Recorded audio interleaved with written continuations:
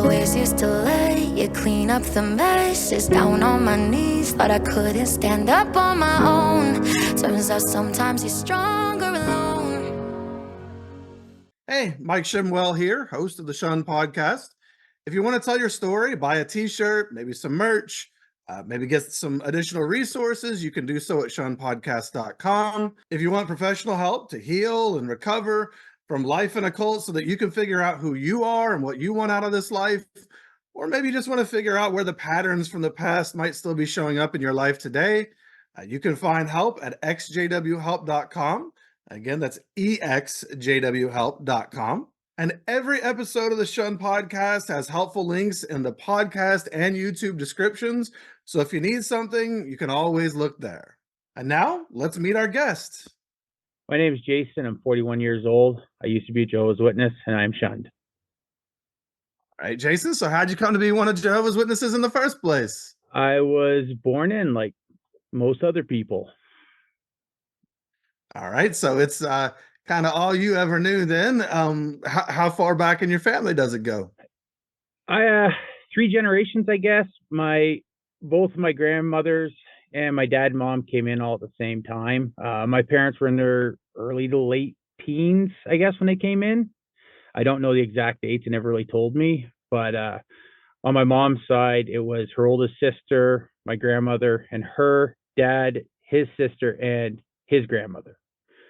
His mother. So I guess 3 generations, 2.5, something like that. Okay.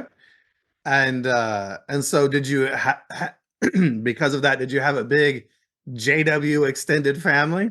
No, not really. No? I did have an extended family on my aunt's side, but they lived really far away, so you never got to see them a lot. Her kids turned to the faith. On like dad's side, we were small. Like there's my brother and my cousin. That's the only children and grandchildren on that side. So there's 3 of us. Okay. So not a lot around as far as the witnesses go. Was your family were they strong in it? Were they pioneers or elders or any of the things outside of your immediate family? Yeah, like my uncle was an elder. My cousin's husband's an elder, and all his elders. And I haven't talked to them in 20 years, so I don't really know what they're like now. Sure. Okay. On my dad's side, like dad's inactive. He never really did anything towards the JWs. Like I think I can count on one hand how many meetings he was to. They're always Sundays. He always slept. I think I seen him out in service one time. Really? So your dad was just not my dad was never in it. Like I think he did it for doing it. Like we've talked about it a little bit over the years, and he's never like he kind of will call it a cult without very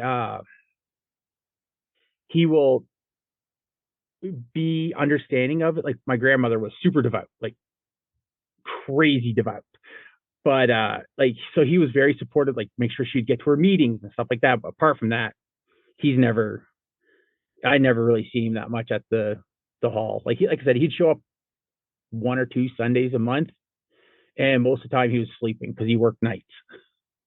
Okay, so it was something that was clearly around him, but it wasn't necessarily his thing. It wasn't his top priority. Gotcha. Okay. And what about your mom? Was she super involved? Yeah. When you look up crazy, insane, super preemie crazy mother, my mom's picture's is in the dictionary. Okay, so all of the energy, it sounds like, or a lot of the energy that's going to come into this story from the witness perspective maybe comes from your mom? Yes, it's a lot of this story will be coming from my mom's side. Okay, all right. Well, before we kind of get into what things were like in the family and such, just for yourself, I don't know what your early memories are. Do you remember much about growing up in it as far as like how it made you see the world around you? Were you afraid of things outside or curious or I was afraid a little bit of like the end of the world coming.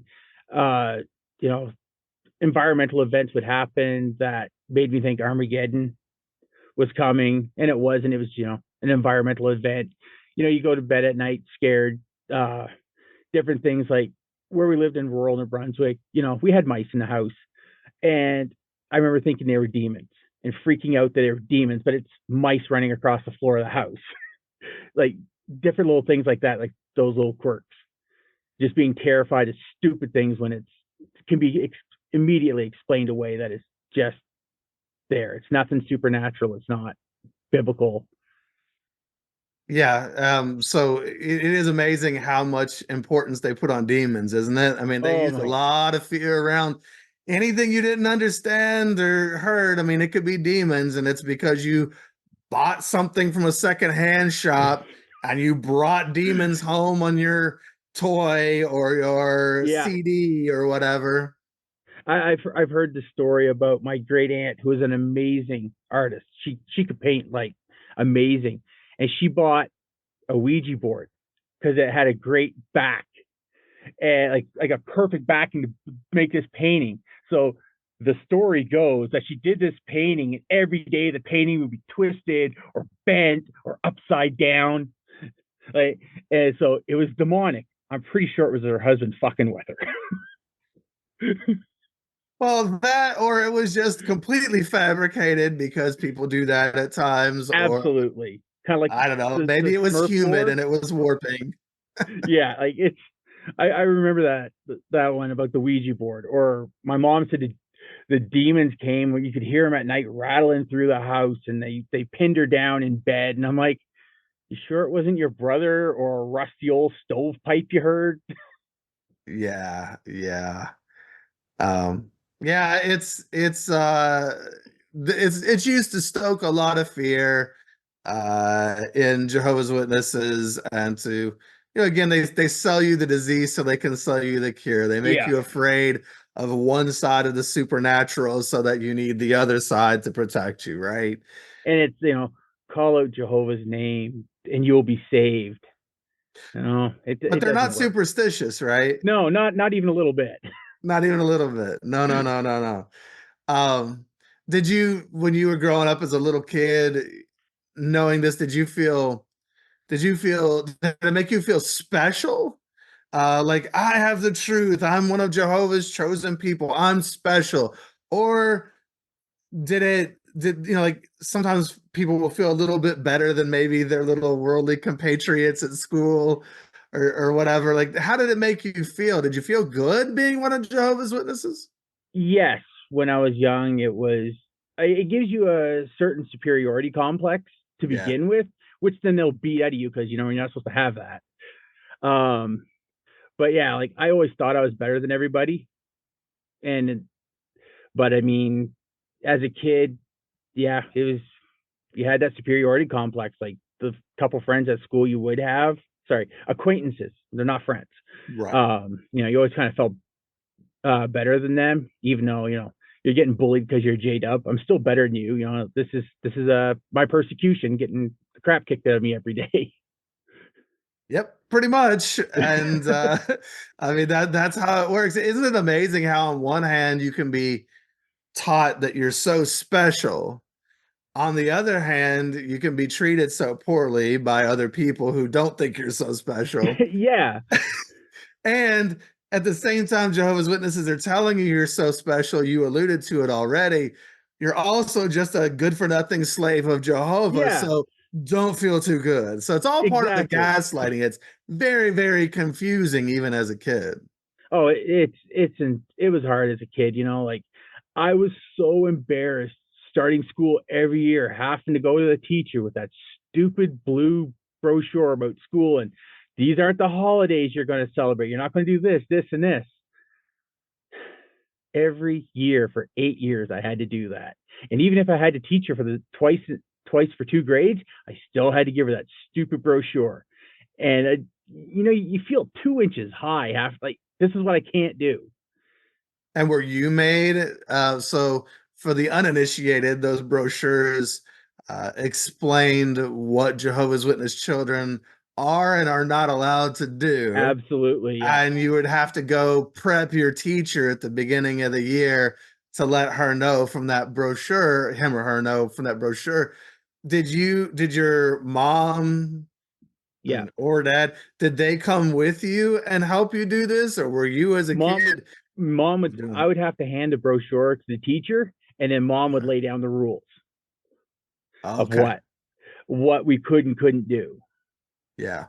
And then you have to follow that through, right? So Yeah. now you have to be the weird kid at school who can't do And anything. like every day up until I would say grade 5, every day in school, Lord's Prayer, God Save the Queen, and O Canada, so the national anthem, every day, all three of those things. And living so close to the U.S. border, there was even kind of like a pledge to the Canadian flag sort of thing. I think it's just one of my teachers would do that, but like, so you had these 4 things every day, and I'm sitting there like, can we just get this over with? I'm so What did you embarrassed have right to now. do? Did like I had teachers who would send me out of the room, I had to sit or I there. would just sit there while everybody else Yeah, stood and did their thing? I would Would you just do sit there with my arms crossed or my arms on the desk while everybody's, God Save the Queen, the Lord's Prayer, all that stuff.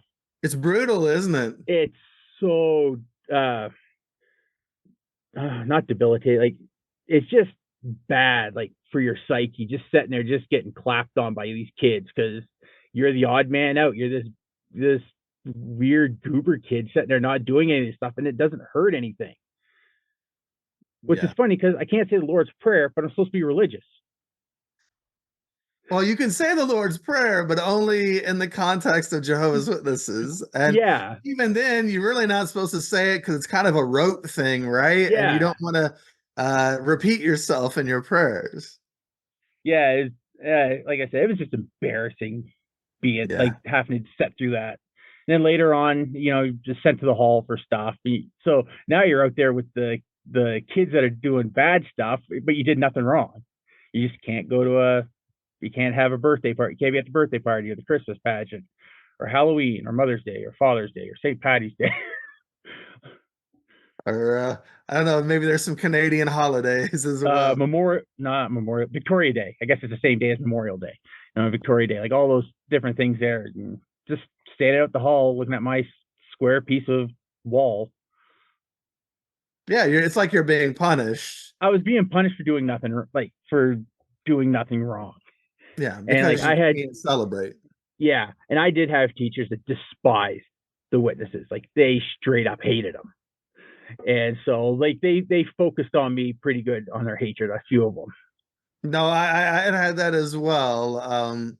Nothing like an adult teacher hating on their students. Just because of a religious preference, or Yeah, that I that guess kid not can't even do a anything preference. about. Yeah, Man, that's terrible. So let's talk about that. So what was your school experience like? Let's go to that.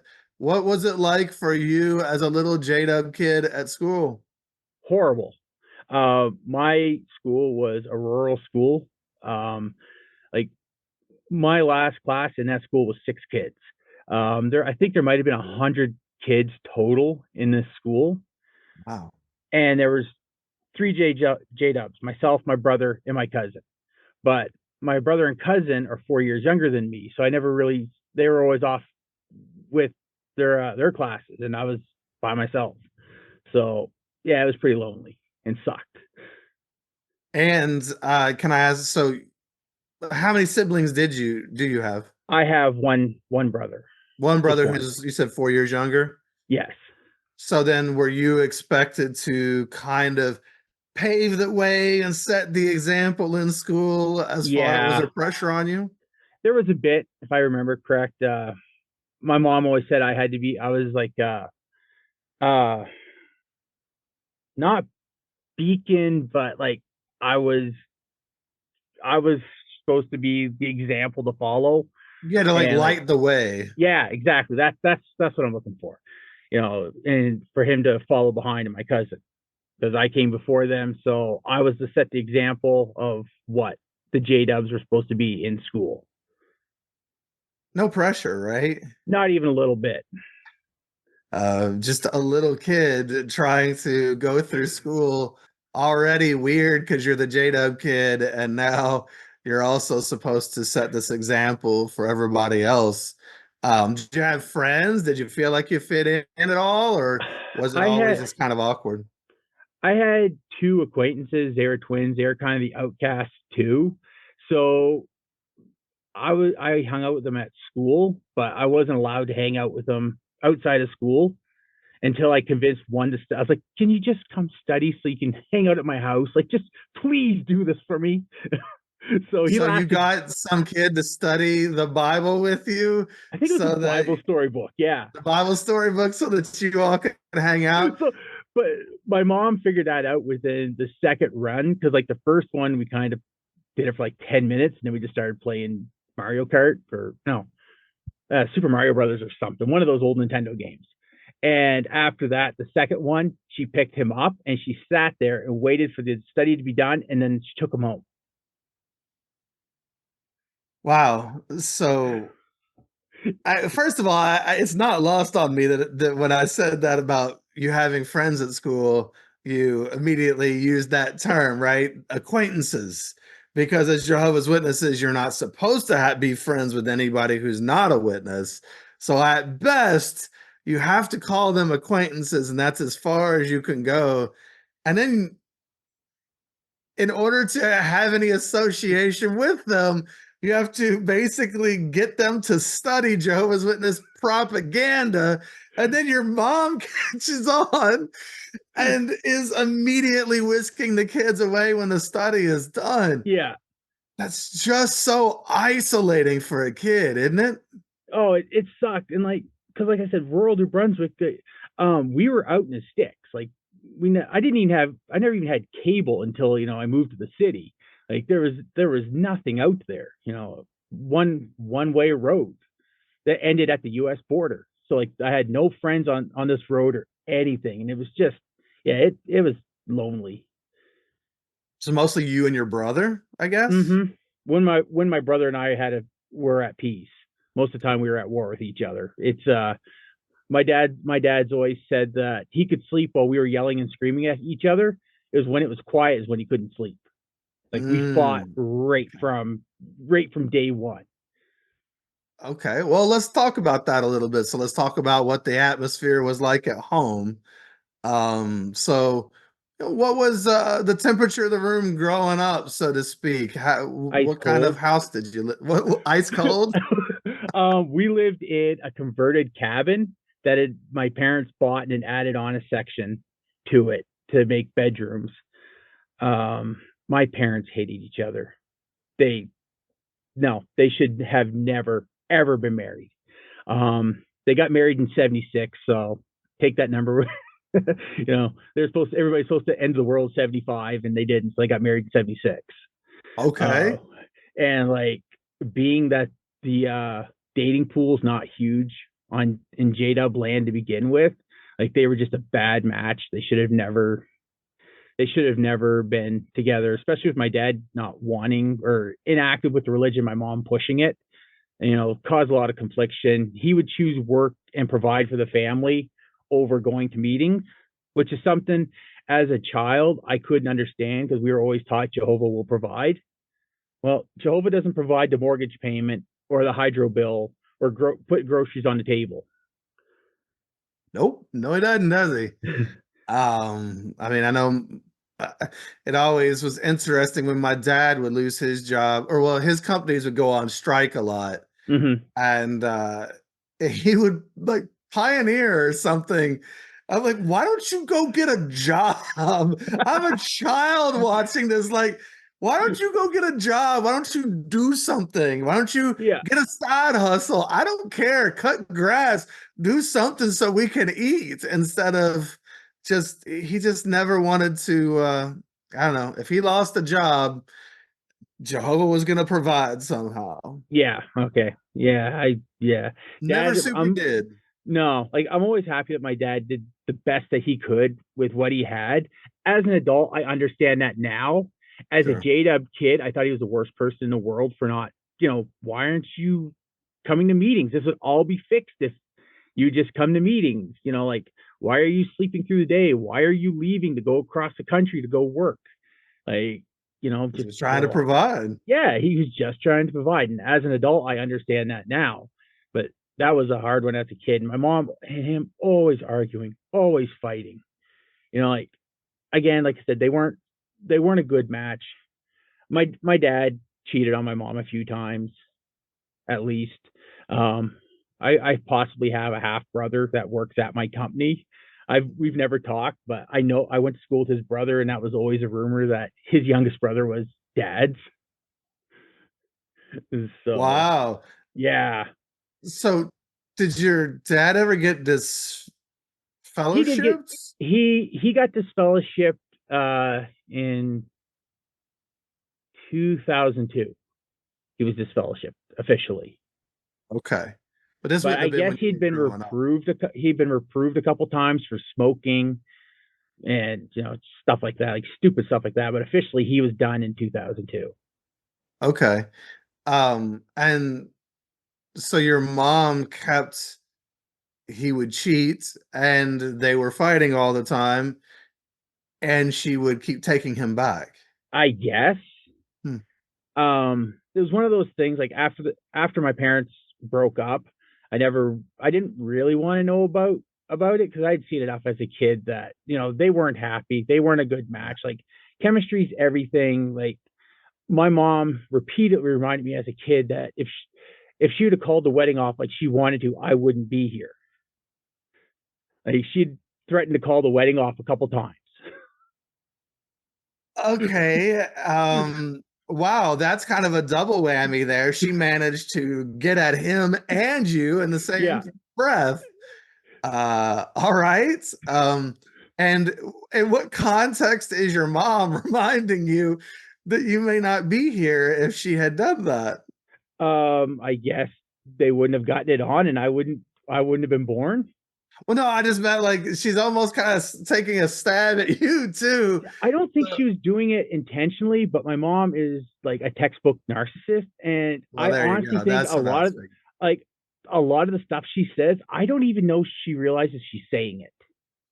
No, Like, narcissists say things for control, whatever it takes to try to get that control, but they're she does not that. sitting down like plotting something out with a board and strings and No, like it's not a master plan. It's just I need to have control. How can I get it? And what can I say or do to immediately grasp it? she was super controlling, and So like the stuff she says, like something like that. Like, why would you say that to an 8-year-old kid? yeah, You know, like, not okay. that's like the worst stuff to say to somebody. Like, you know, if I wouldn't have married your dad, you wouldn't have been here. All right, well, I understand you don't like my dad, but come on. And then she'd be like, Yeah, but yeah. What are you gonna say? you're the best reason of this. Or, like, she said, you know, my brother and I, we were the best parts of this marriage or relationship. I'm like, oh, okay, thanks. He beat my ass, and then now you say you're welcome. Okay. So were you all was your house one that was um were you all super strict like as far as like So, the witnesses go? yeah, we were super strict on the witness end.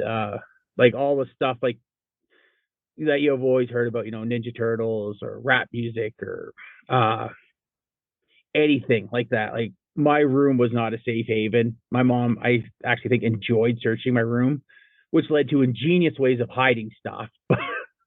But like my music, my video games, books, magazines, posters, like wall posters. I hung a bunch of hockey posters, which is, I think, one of the reasons why I don't like hockey now, because I loved it as a kid. But I hung a bunch of posters in the early '90s of hockey players that I really like: Mario Lemieux, Yager, Patrick Waugh, Wayne Gretzky. But she pulled them all down because it was idol worship, and I couldn't have them. And so when we were talking earlier about hockey, I was like, I think that's probably one of the reasons why I'm not a big hockey fan these days, is because, like, it was just ripped right out from underneath me. Well, yeah, you And, liked it and she not only took it away but shamed it at the and same time. it's just a poster. It's Yeah. it's just, you know, but it was You idol weren't worship praying to Wayne Gretzky every night? only when they were winning the cup. I was saying, what kind of fan are you?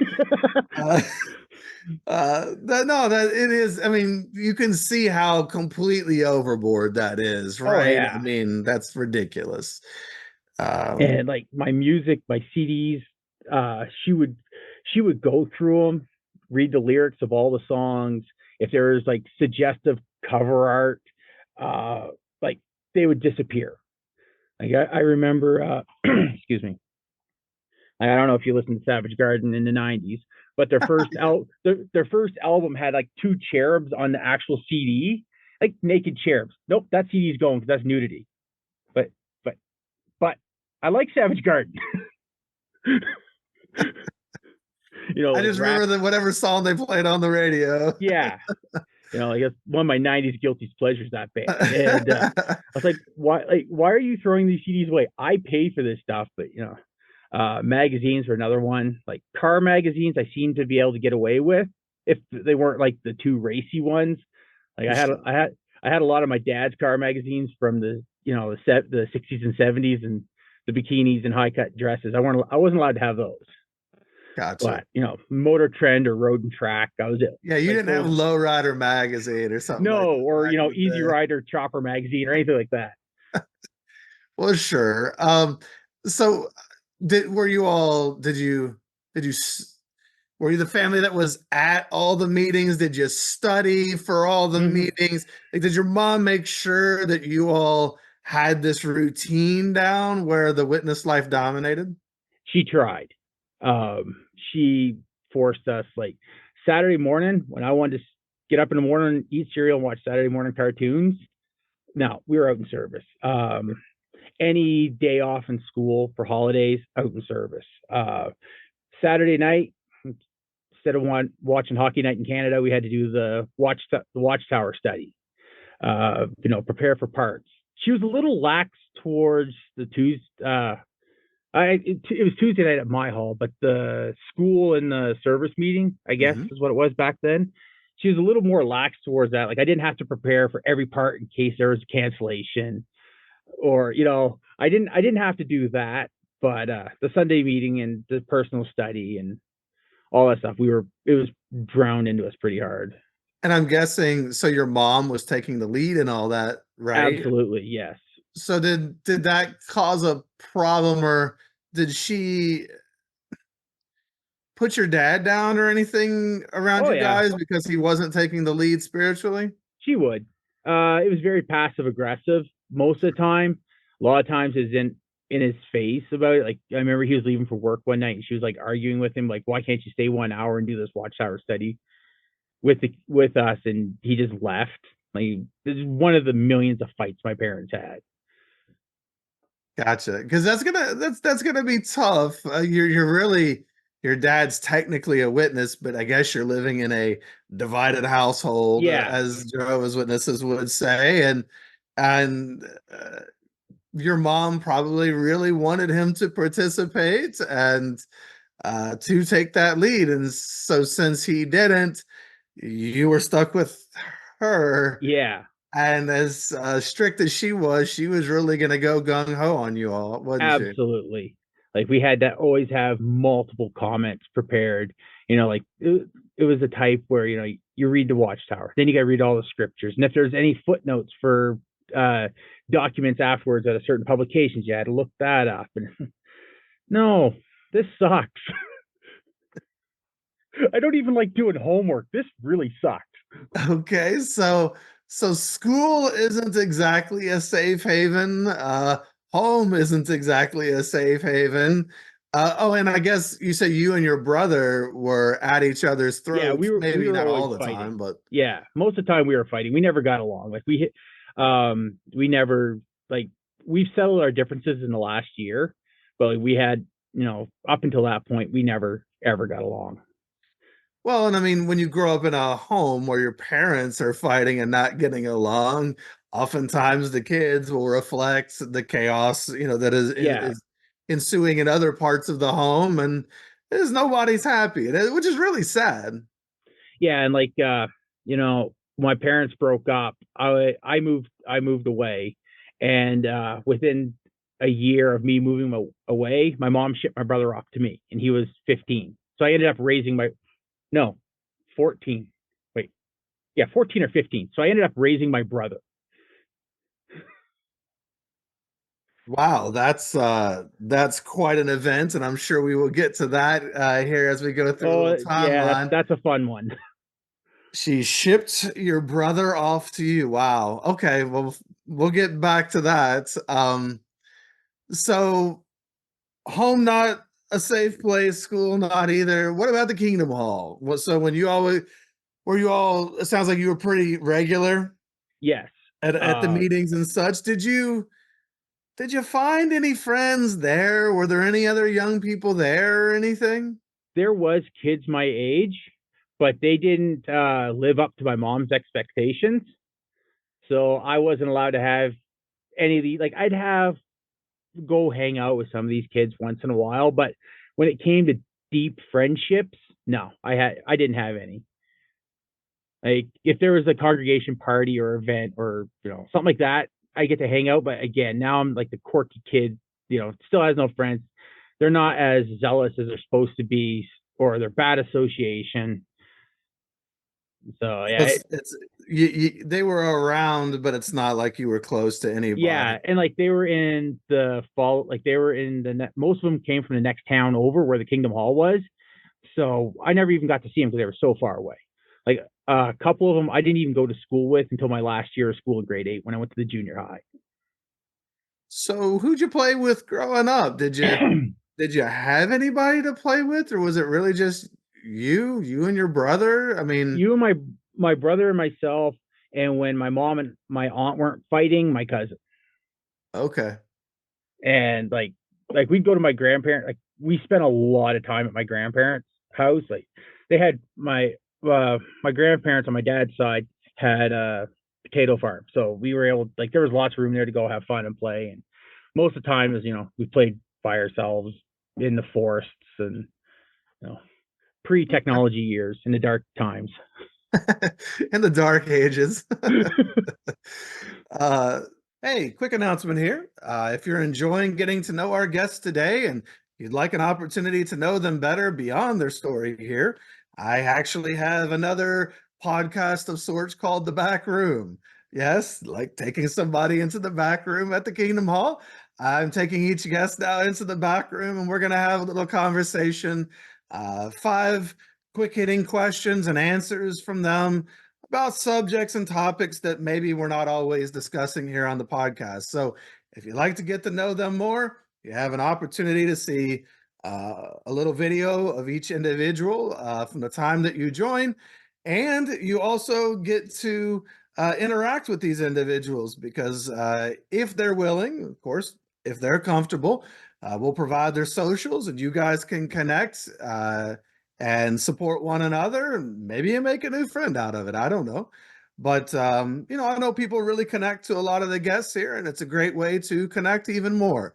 And while you're doing so, you're also supporting me and all the work that I put into this, all the time, the money, the energy, and you get a bonus for it as well. So go to patreon.com/shunned and just join the back room tier and you'll get all the information sent right to you after the episode is released so that you can go further and go deeper and get to know our guests better and perhaps they'll get to know you too. Speaking of which, now let's get back to our guests.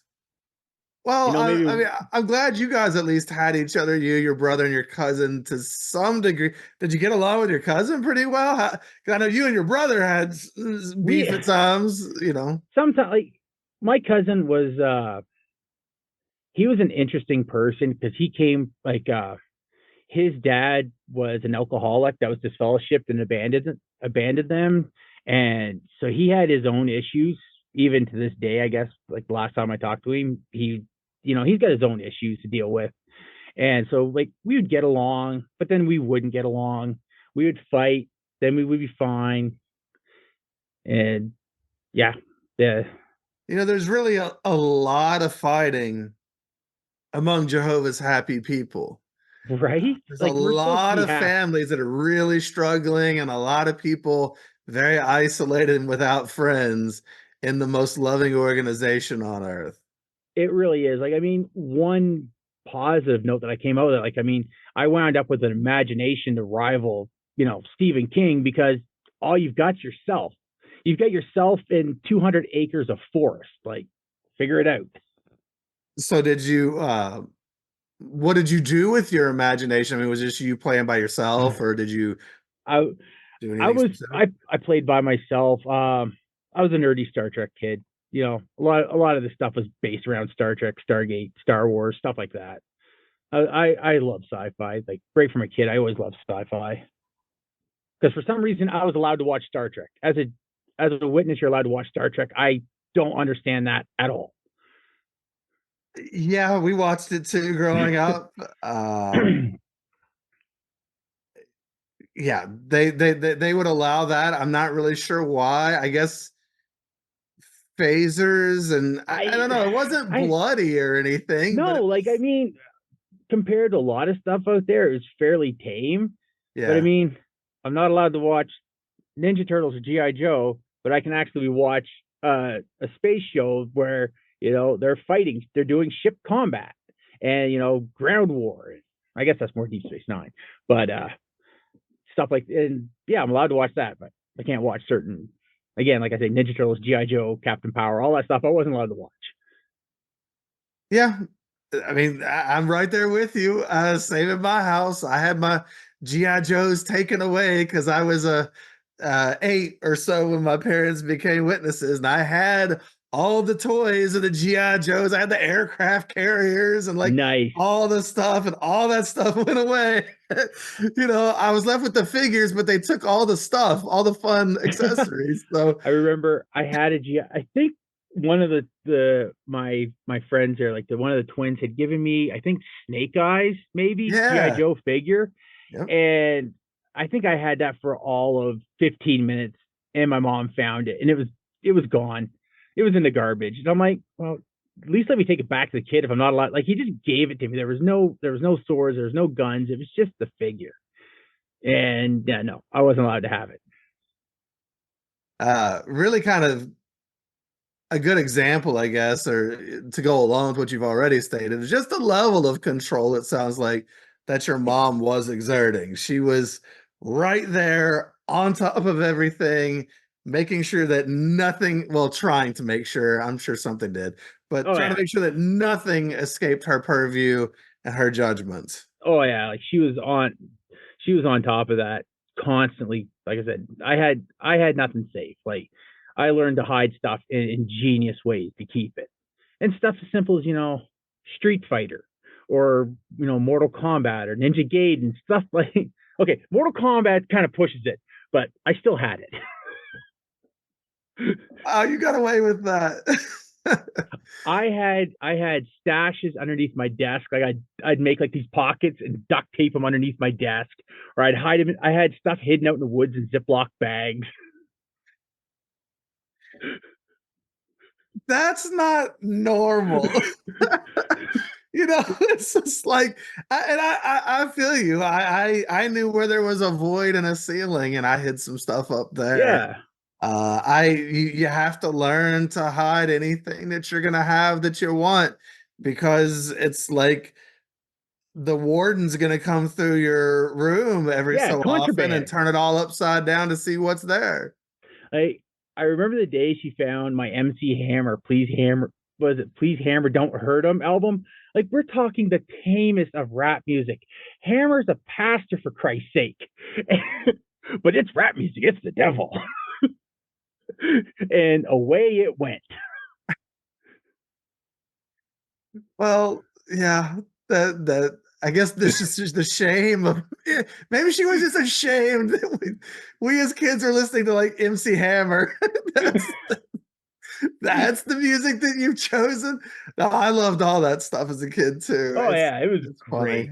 Um, so did you participate yourself in all the things at the Kingdom Hall? Were you giving talks? Were you out in service, I guess? And was there any part of it that you identified with? I mean, did you identify with the beliefs, or did you really actually think maybe you were going out and helping people? So maybe you liked the ministry in some way or something. I liked the ministry in the aspect that I could hang out with people like I wasn't at home. Like I eventually became a regular pioneer, but but like I'm shy to begin with, and knocking on doors as a kid, like I had to, loud and proud do that police knock. This old Czechoslovakian elder, he would just like when he hit the door, you thought it was coming off the hinges, and that's how I had to knock. I couldn't just fake the knock, and like loud and proud. And I'm like, man, just don't come to the door, please don't come to the door, like just so I could.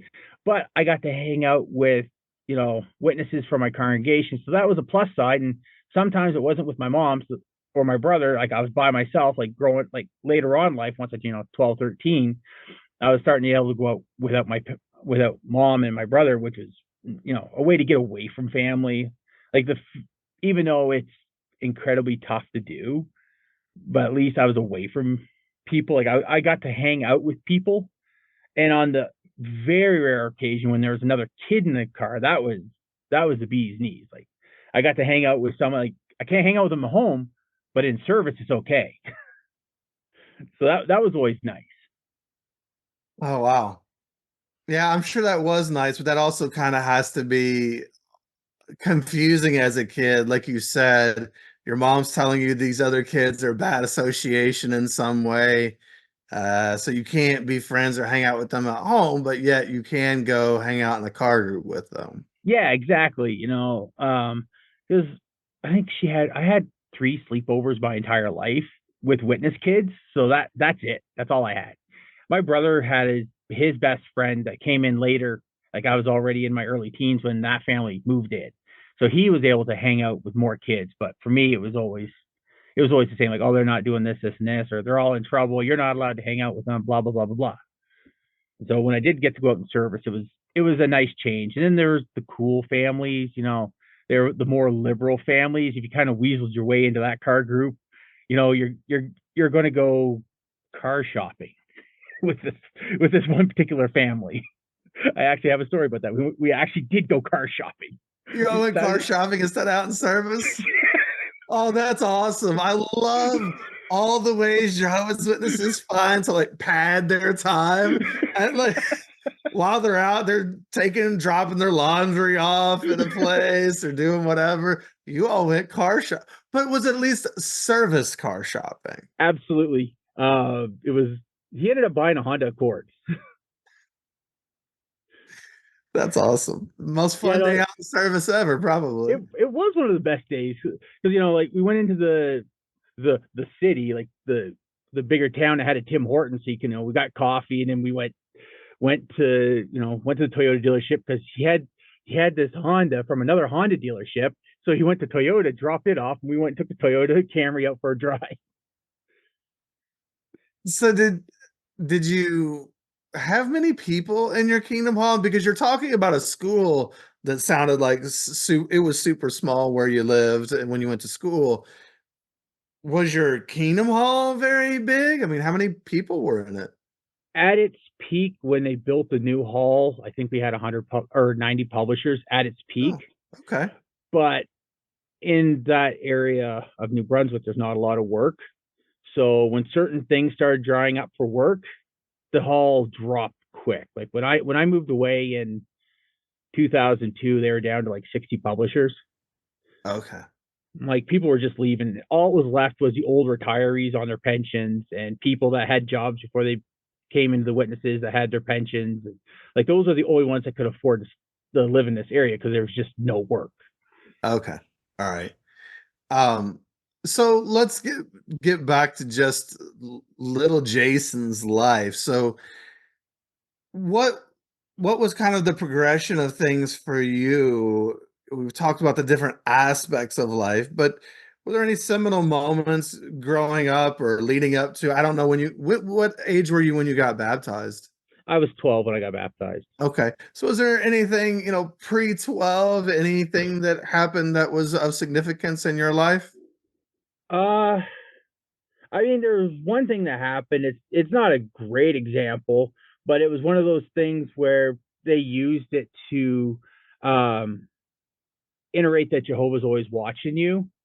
And a lot of my stories are going to come from this specific Czechoslovakian elder because he was the one that did the book study.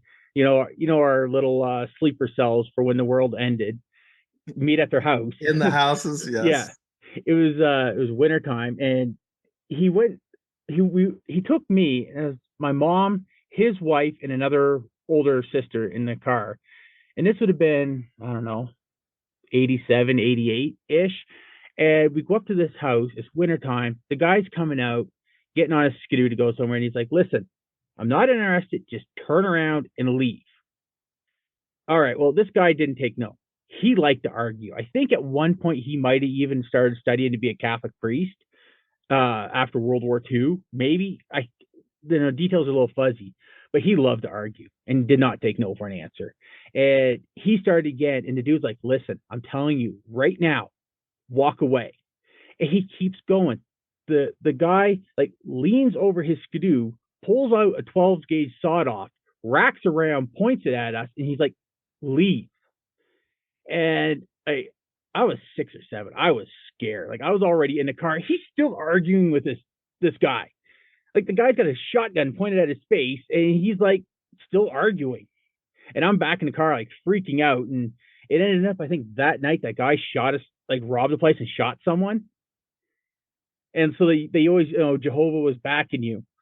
No, Jehovah wasn't backing us on that. That was restraint that the guy didn't want to murder a 6-year-old. Wow. So the story of a 6-year-old being put in a very dangerous situation that a 6-year-old should not be in, going out talking to strangers while crazy elder is badgering people with guns, was used in a positive way. Yes. So Like that's a good story. to them it was. For me, like I look back when they're like what are defining moments of your JW life? That was one of them.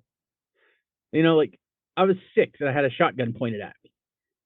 Yeah, that's serious. That's a big deal. For a kid, that can be rather traumatic, and everybody else is just acting like, well, look how Jehovah protected you, because this guy later went off and did something really horrible. Yeah.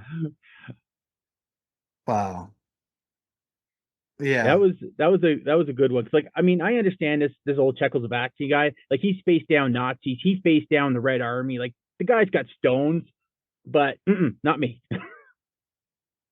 Well, I mean, yeah, he's got stones, I guess, but also he's just so ridiculously zealous for this thing. I mean, what are you gonna do? You're not gonna change the guy's mind. Like you said, at that point, you just like to argue, and Yeah, like that's just all he just was leave. doing.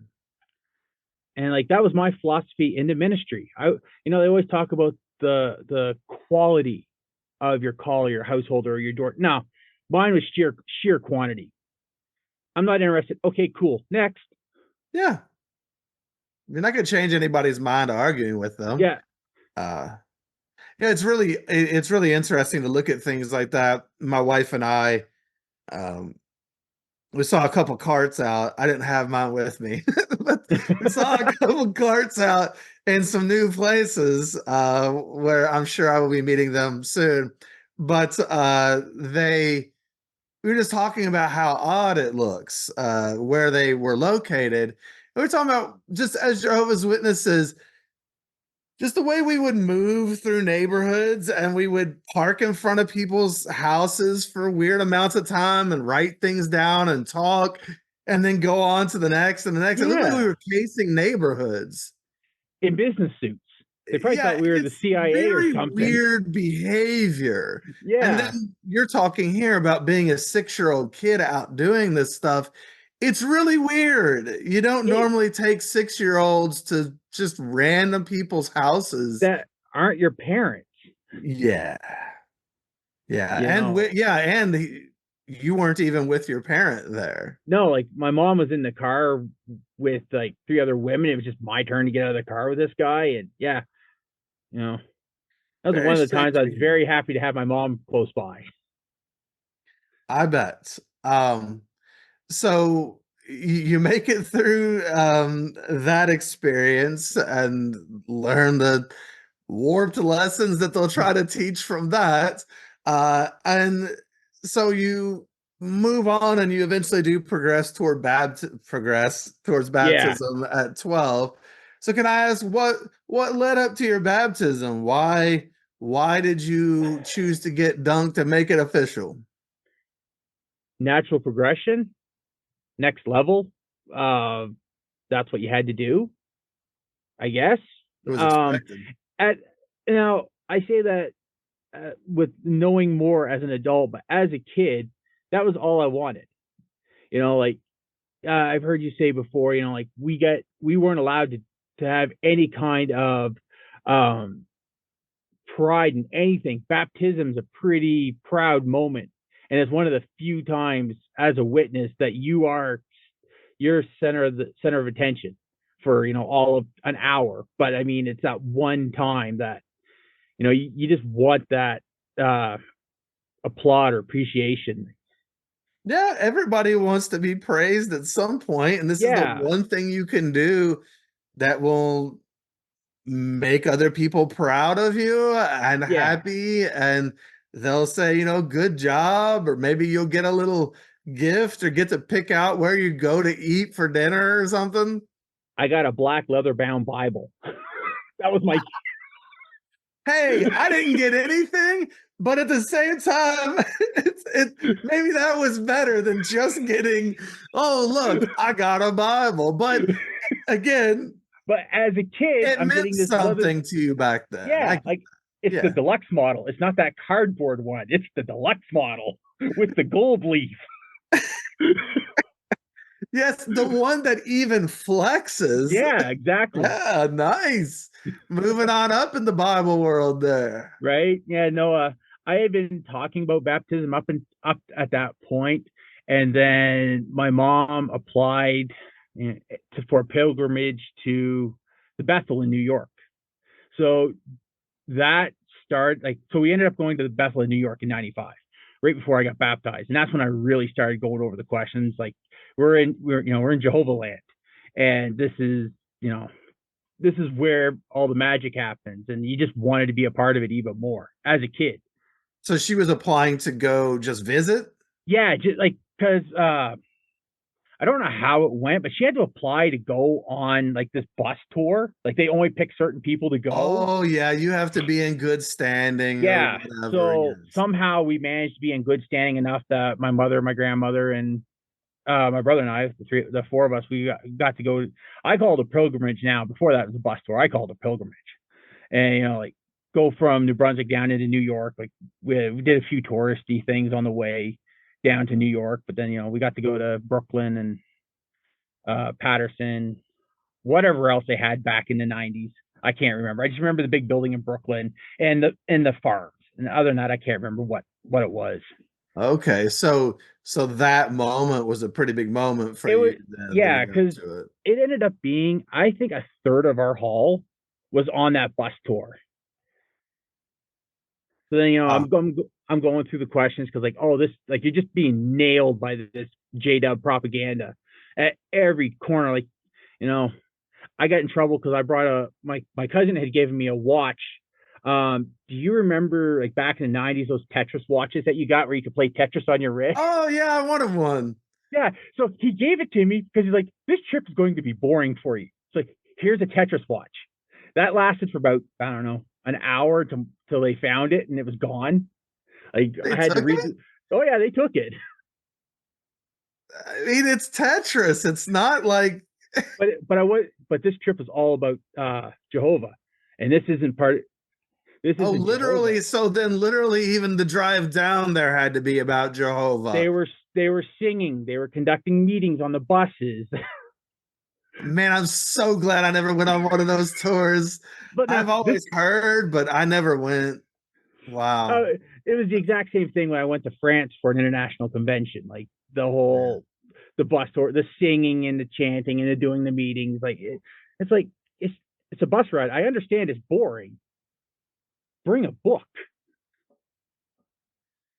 No, you get to sing the same songs you always sing Yeah. and learn the same things you've always talked about. And then you find out how off key a lot of the witnesses are because there's no music going behind, like nails on a chalkboard. And in a small confined space, so there's nowhere You to can't escape. You hide. can't even escape it. Yes, yes. So you went to Bethel. Did that leave some sort of an impression on you that made you that gave you goals or Yeah, anything? it gave me goals that I wanted to do this. I wanted to be here. Like again, next level. Like this is just for me natural progression. This is where I'm supposed to wind up. And Okay. I mean, it never happened, but that's like natural progression for me was when I turned 19, I was supposed to go to Bethel Okay. or 18, So whatever the legal age is in Canada. I can't remember now. okay, so you get baptized, then you've been spiritually upbuilt, as they would say. You get baptized. uh what changed after you got baptized? How did things go from there? I had to pioneer. Like my hair wasn't even dry, and we were all supposed to pioneer because that was the first thing we were supposed to do after baptism was pioneer because it's summer. Instead of Oh going yeah, yeah, me instead of too going to then. summer beach parties or hanging out swimming at the rivers or waterfalls and stuff. No, we had to be out door banging, and like there were 7 kids all at the same time that got baptized in my hall, and we all pioneered, and it was like my hall used it as like grade A propaganda. Like we've got 7 of our youth, all of our youth were baptized in one shot, and I was excited because I was going to be the youngest, but then I wasn't. Like a girl got in a year younger than me, got in on the questions too. So Wow, that would have been a big deal among any congregation to have basically all of their young people, it sounds like, or a large percentage of them, all get baptized at the same time and then all start pioneering. I mean, most congregations would, the chest puffed out a little oh yeah, bit. We're doing it right. the rug was pulled out from underneath them very shortly after.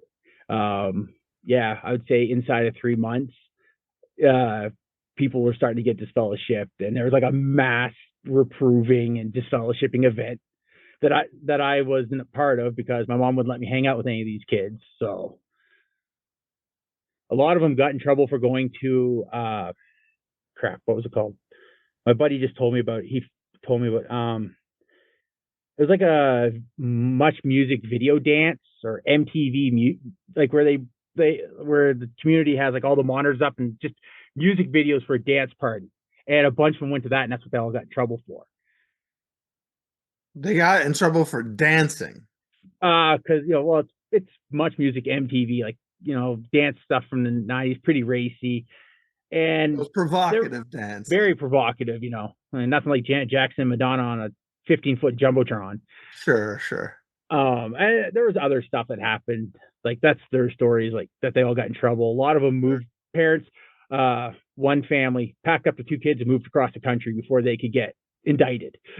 I call judicial media like it's a court case, and like these kids before they could get indicted by the judicial committee, they were packed up and shipped across Canada away from everything.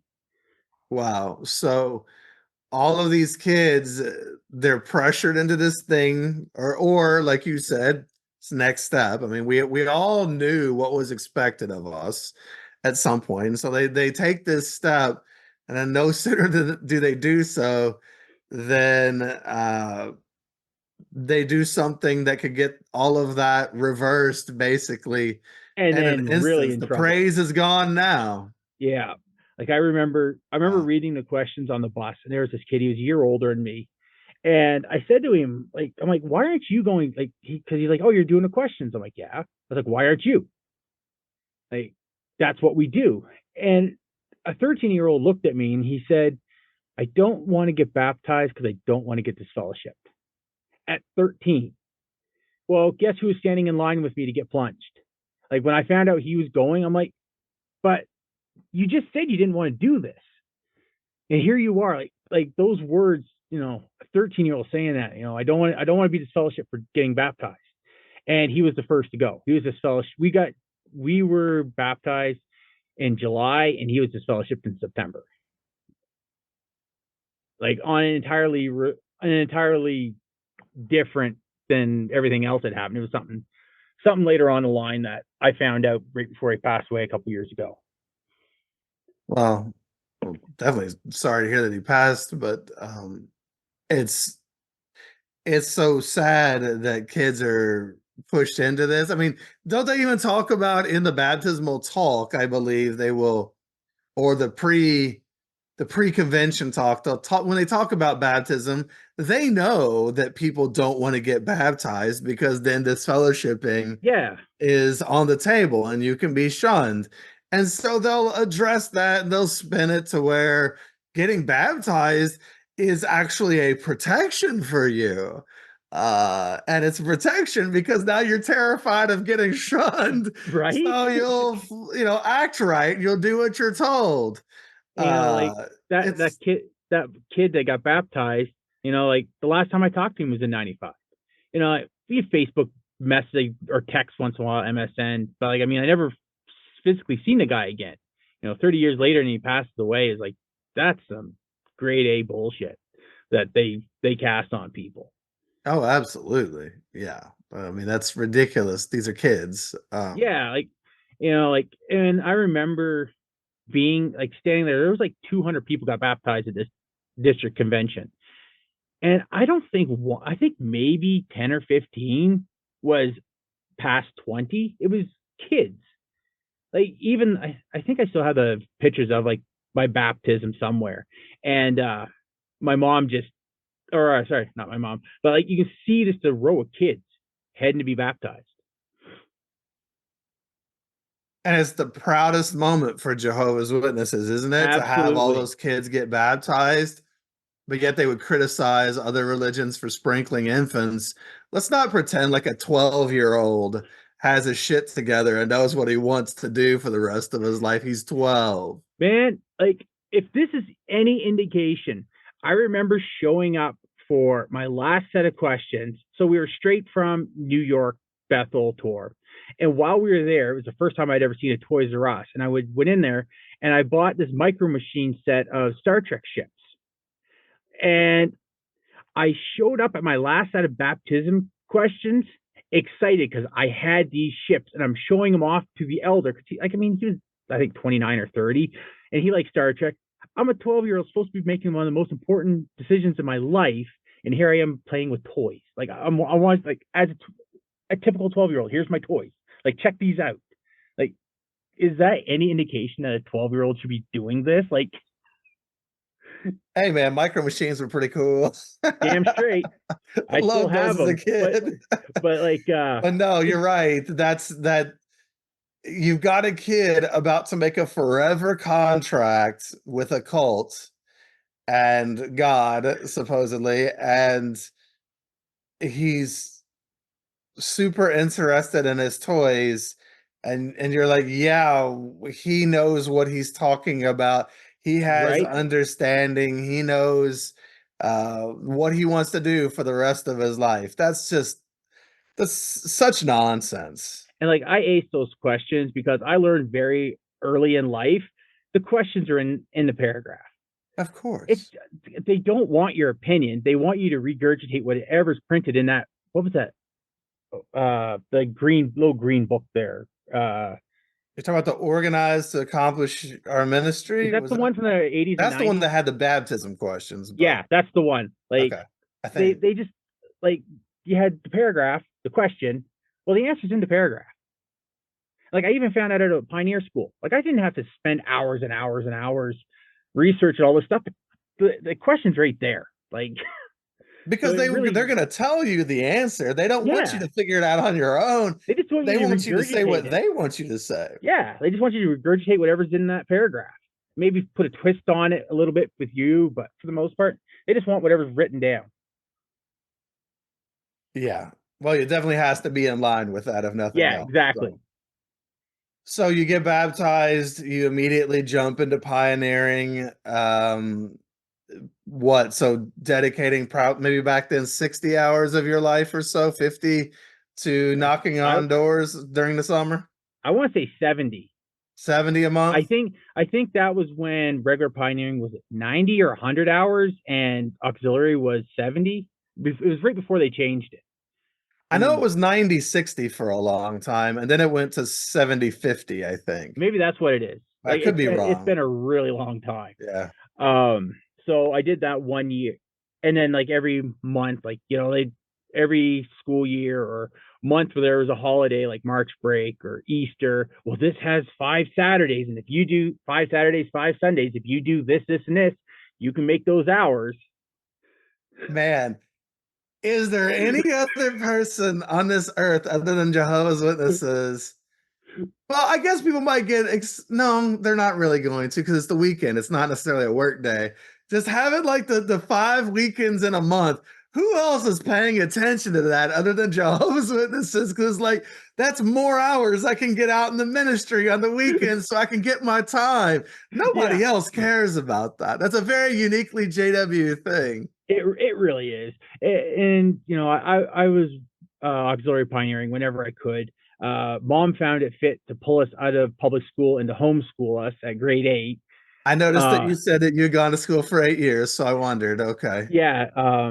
I was so I when I was going into grade 8 after I was baptized, and new school, new people in that town, like the next town over. So I was afforded a lot of freedoms that I didn't have beforehand, and I by witness standards, I started towing the line a little bit.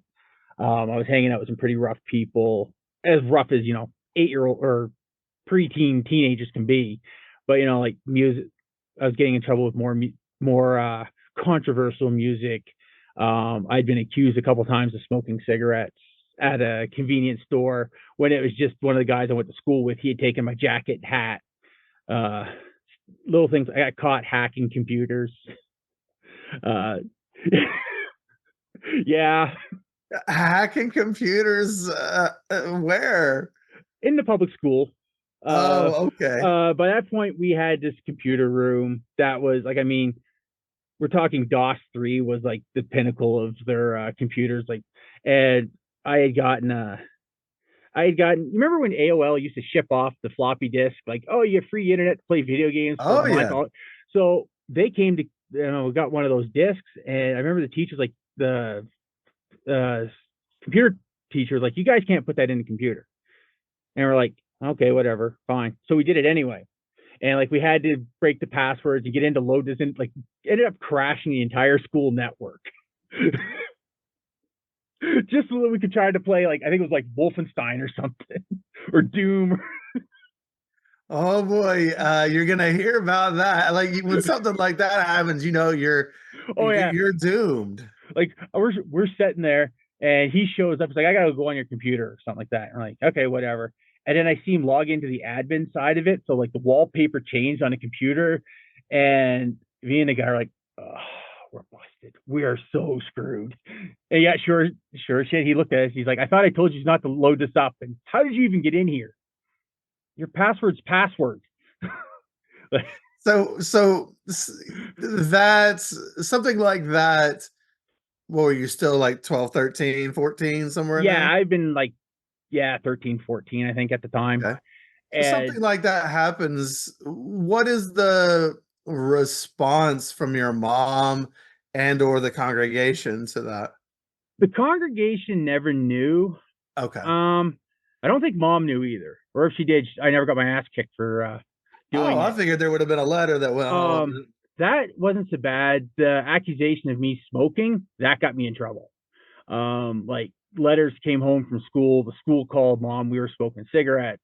And I remember her sitting there praying with me for the truth to come to light. And I'm like, I didn't do anything. Like, I was playing battle chess in the computer room with like kids. Like, buddy took my jean jacket and my hat. Like he, and so like I defended myself to the end of days over that. Like I had never smoked at that time. That got me in a lot of trouble, even though I did nothing wrong. So what kind of trouble was that? Congregationally, there was no trouble. My mom took away, TV, Nintendo, Sega, CDs, comics, anything that remotely had to do with the world, I couldn't have in my room. Okay. Oh, okay. So back to basics. Yeah. Okay. Like if I Stripped didn't, down version of life. yeah. Okay. Um, so where do you go from there? It sounds like you're starting to lead the double life a little bit or And starting like, to test it's it. fun. I was, I guess, testing it because I didn't even know that it was a double life. I'm a teenager having fun. Yeah, you're You know what just I mean? trying to do what comes natural to a Yeah. teenager. Like, you know, um, we were supposed to go into high school, so I guess grade 9, junior year, and they were doing a new type of teaching where it was self-taught learning or learn at your own pace in school. And I'm already like, teachers are being pulled in, like, are pulling mom in for like, he's not going to pass. He's just given up, like, because I hated school. By this point, it wasn't fun. It wasn't enjoyable. I learned now that I wasn't being challenged hard enough in these schools.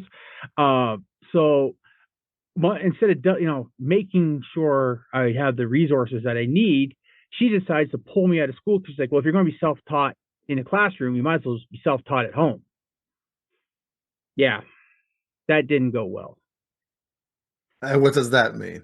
Well, I mean, my mom's not a teacher.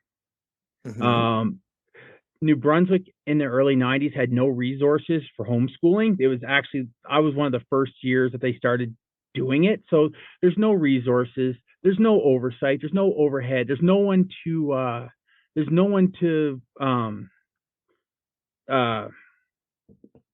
no boss to report to. Like there's no reporting. Like it's just, here you go. So pioneering, because now I got no reason not to pioneer. And my mom had a rural postal route like for mail, and I had to help her do that. So I did a little bit of school, but most of the time I was pioneering and working, and that went like that till I graduated. Right. So in other words, take the kid who is not being challenged in school already and is bored, and then take them out of school and don't challenge them at all and just say, yeah, whatever, do what you want. We know that they really want you to pioneer, right? Yeah, And they don't care about education not and even a little bit. no, not even a little bit. And it's really sad because there's a lot of really bright people that have been homeschooled in the cults that got their parents were not into the educational aspect at all. They weren't there to try to help their kids learn. It was really about getting their kids out of learning and more into the cult indoctrination and activities. Yeah, like my dad was so against the homeschooling because Yeah. the teachers. Cause the thing is being in this small town, a couple of my teachers had taught my dad, so they knew dad, and they're like, your kids have your son has potential, and my brother also. They could be doctors, they could be lawyers. Like they've got the intelligence, they've got the smarts to do it. But pulling them out of school is a bad idea. And that was like a big thing my parents fought over was the homeschooling thing. My dad thought it an absolute waste of time, which he was right. And my mom for the cult was that's the way to do it because this family that moved into the hall that my brothers was friends with, all four of their kids had been homeschooled right from birth. Like they'd never seen the inside of a public school. And like, oh well, they can do it. Anybody, like they can do it. That's the example to set in front of them. Like these are the ones who can do it. So let's do it. Yeah, that stinks. I'm sorry because it just for a lot of kids, they ended up not being challenged at all. And at the end of the day, I guess even if you had gone to um, a regular public school or whatever the case, even if you had graduated from that, it's still not like they're going to encourage you to go to college or Yeah, anything. no, So, like pioneer, pioneer, pioneer, door bang, door bang, door bang. That's just what you're supposed to do. Get through yep. those 12 years, make sure you can, 1 plus 1. read a line, and then start banging on doors because it takes absolutely zero intelligence to send those magazines out. So did you end up, so were there any seminal moments going through the remainder of your teenage years there, as far as your high school age years before you reached the age of official adulthood? Was there anything that was going on in your life there? Or were you just kind of living life, getting by, pioneering? I was auxiliary pioneering because the elders wouldn't let me regular pioneer. Um, it was weird. Like I would regular auxiliary for 4 or 5 months, and then they wouldn't let me do it. And then I had asked to be a regular pioneer a couple times, and they said no. And then they actually wouldn't let me auxiliary pioneer because I was too young. So I said, "Fuck you," and I put in 100 hours in those months. I'm like, this is to prove to you that I can do this because like I don't like being told I can't do something. I am very stubborn that way. And so when they said you can't, I said yes I can, and I did it. And I put like I think 1 month, like just as a regular Joe Blow publisher, I put in like 90 hours. The next month was like 100 hours, And then they let me auxiliary pioneer again. You mean, so you still didn't get the regular pioneer, just No, auxiliary? Okay. auxiliary. I didn't become a regular pioneer until I was like, I want to say 18, 19, maybe. No, I was Okay. 18. I was 18 because I couldn't drink when I went to pioneer school, and I was the only one. um, So did you get a job or anywhere in here? Like, how were you supporting yourself pioneering as a young person, or was your mom supporting you? um, I had most people would call it an allowance, but I had to work, so I do the Canada Post thing. At the time, my dad had a car washing company or a pressure washing company, so doing houses, buildings, cars, stuff like that, and that's where I worked. I worked for my dad's car washing company to support myself. They Okay. gave me a roof over my head, but I had to pay my gas and insurance. Okay, but even then, so now, yeah, so you've got a job, but it's for your dad. Were you Yeah. around other people? Did you get to make friends, or was it all witnesses, or? It was just the four of us, so like mom and dad and my brother, and we just we took turns working there. I remember the gas station, like two buildings down. There was a kid my age, and he was prepping to join the military. And so we always had, it was funny because we had different conversations about that, like he was joining the military, and I'm like, and then I'm telling him like, I want to be a regular pioneer, I want to be an evangelizer, I want to be all this pioneer stuff. And I look back now, and man, did that guy give me a sideward glance. Like, here he is wanting to protect his country, and I want to, be a priest or a minister. Well, I mean, I'm sure that that was something that he would have had opinions on, He did. obviously, but uh, for yourself, it sounds like you're just so isolated. That's what I'm taking away from this is like, It was, once again, it says you and your family. Sounds like pretty much throughout your childhood, for the most part, it was you, your mom, your dad, your brother, and maybe sometimes your cousin. yeah. And like my other family, like further down in New Brunswick, you'd see them, maybe once or twice a year, maybe go spend a week there. But Wow. that was the bulk of it. And like the congregation, like by the time those kids were like gone, moved, disfellowship, whatever, I was the only one left. It was me and my brother and this quirky homeschooled family. And that was it. And even still, like their daughter was the same age as me. Well, guess what's not going to happen? I can't hang out with the daughter because I'm going to sleep with her because that's just how it's supposed to go. Oh, within 10 minutes. Like pants Yeah. are down and get it on. Sure, that's how the opposite sex is always going to react, right? I mean, Yeah. it's And like when it wow. comes to attraction, I have more attraction to a slug than I did her. So So you're 18 then. Is that, I guess you were expected to probably graduate at 18 or so. yeah, I think I was Um, 17 when I quote unquote graduated from the high school correspondence school that my mom had me enrolled in. Okay, so you did graduate from it. To an unrecognized diploma. Like it's one of those mail-in diploma things that isn't actually like there's no G. It's not considered a GED or anything. It's just I have my high school diploma. You know, it isn't worth the paper it's printed on. Okay, I understand. There's a lot of those like Yeah, unaccredited programs and exactly. That's what it such. was. Okay. So you did graduate. Can I ask, did they make a big deal out of that at all? Was anybody proud of you for doing so? Um, yeah, I had they were happy. I had a graduation party. Okay. It wasn't the party I wanted. It was my mom's party. They did a drama. My graduation party was a freaking drama. Like a Bible drama? Yes, like a Bible drama. About what? Like, was it some sort of message they were trying to send to you, or So the first one was the oh, the prodigal. first one? Yeah, it was like a three-part one. It was like the gospel parables. Like one was the prodigal son. Okay.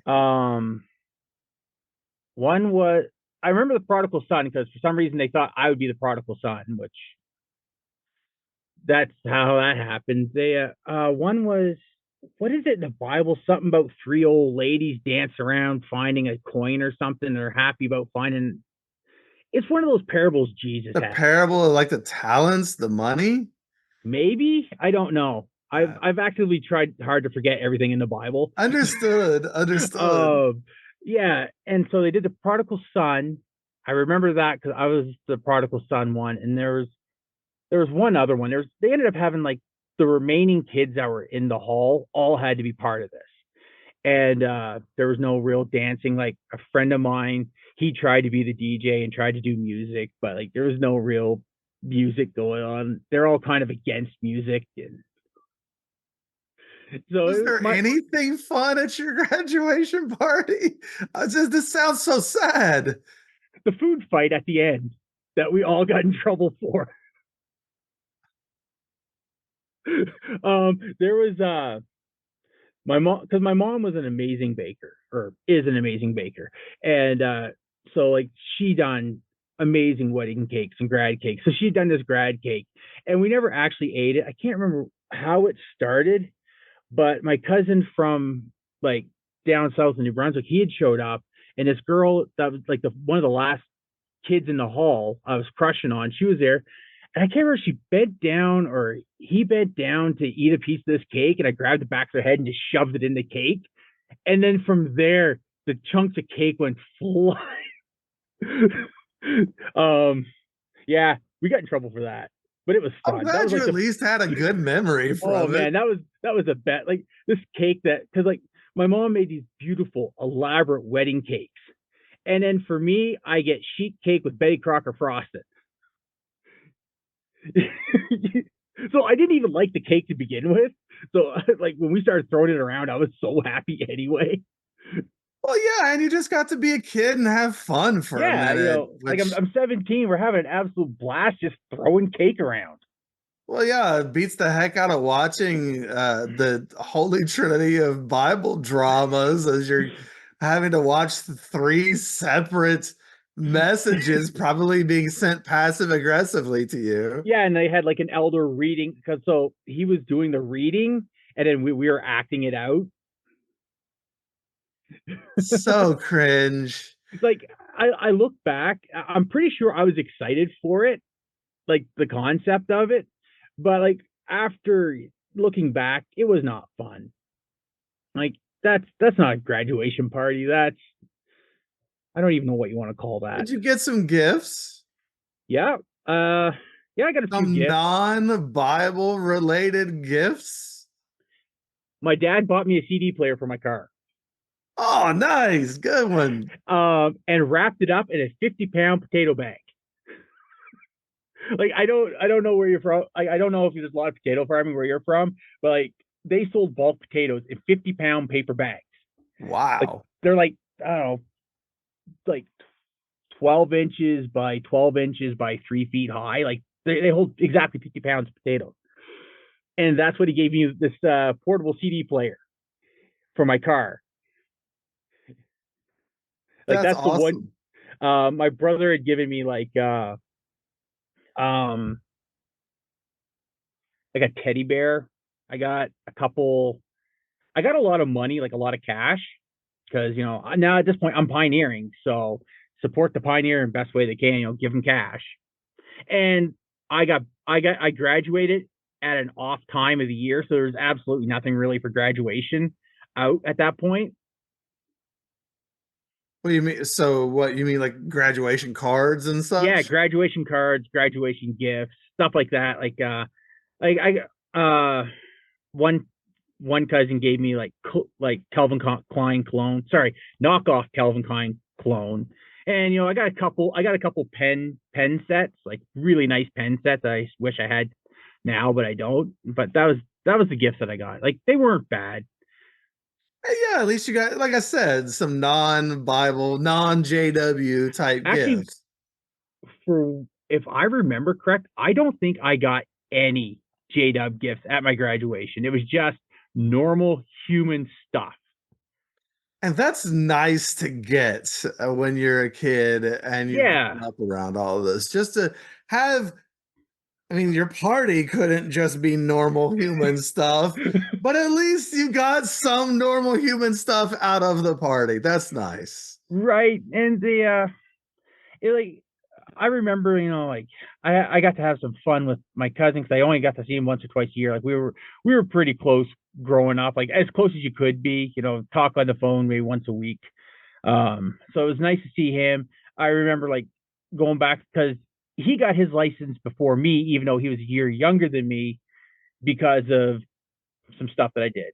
My punishment was not allowed to have my license, and so we drove back to my house and we're opening up these cards and we're counting the money. Like, I mean, I made a lot of money that night and we were so excited. Like, there's like $100 bills falling out from my grandparents and we're all excited and 20s and fives. This is 2000. That's a lot of cheddar back then, Yeah. but it Uh, came with a cost. I ended up using it to fund my trip to the International Convention in Paris the next year. okay. So did you know at the time that you were planning on No, doing that, or okay? No. I had to pay. I used the money to pay for like repairs. I didn't actually get anything for myself with the money. I think the best that I got was I bought a Charmander and Charizard keychain. And probably had to hide that. Nope, that was loud and proud. For some reason, Pokemon was not a big deal with my family.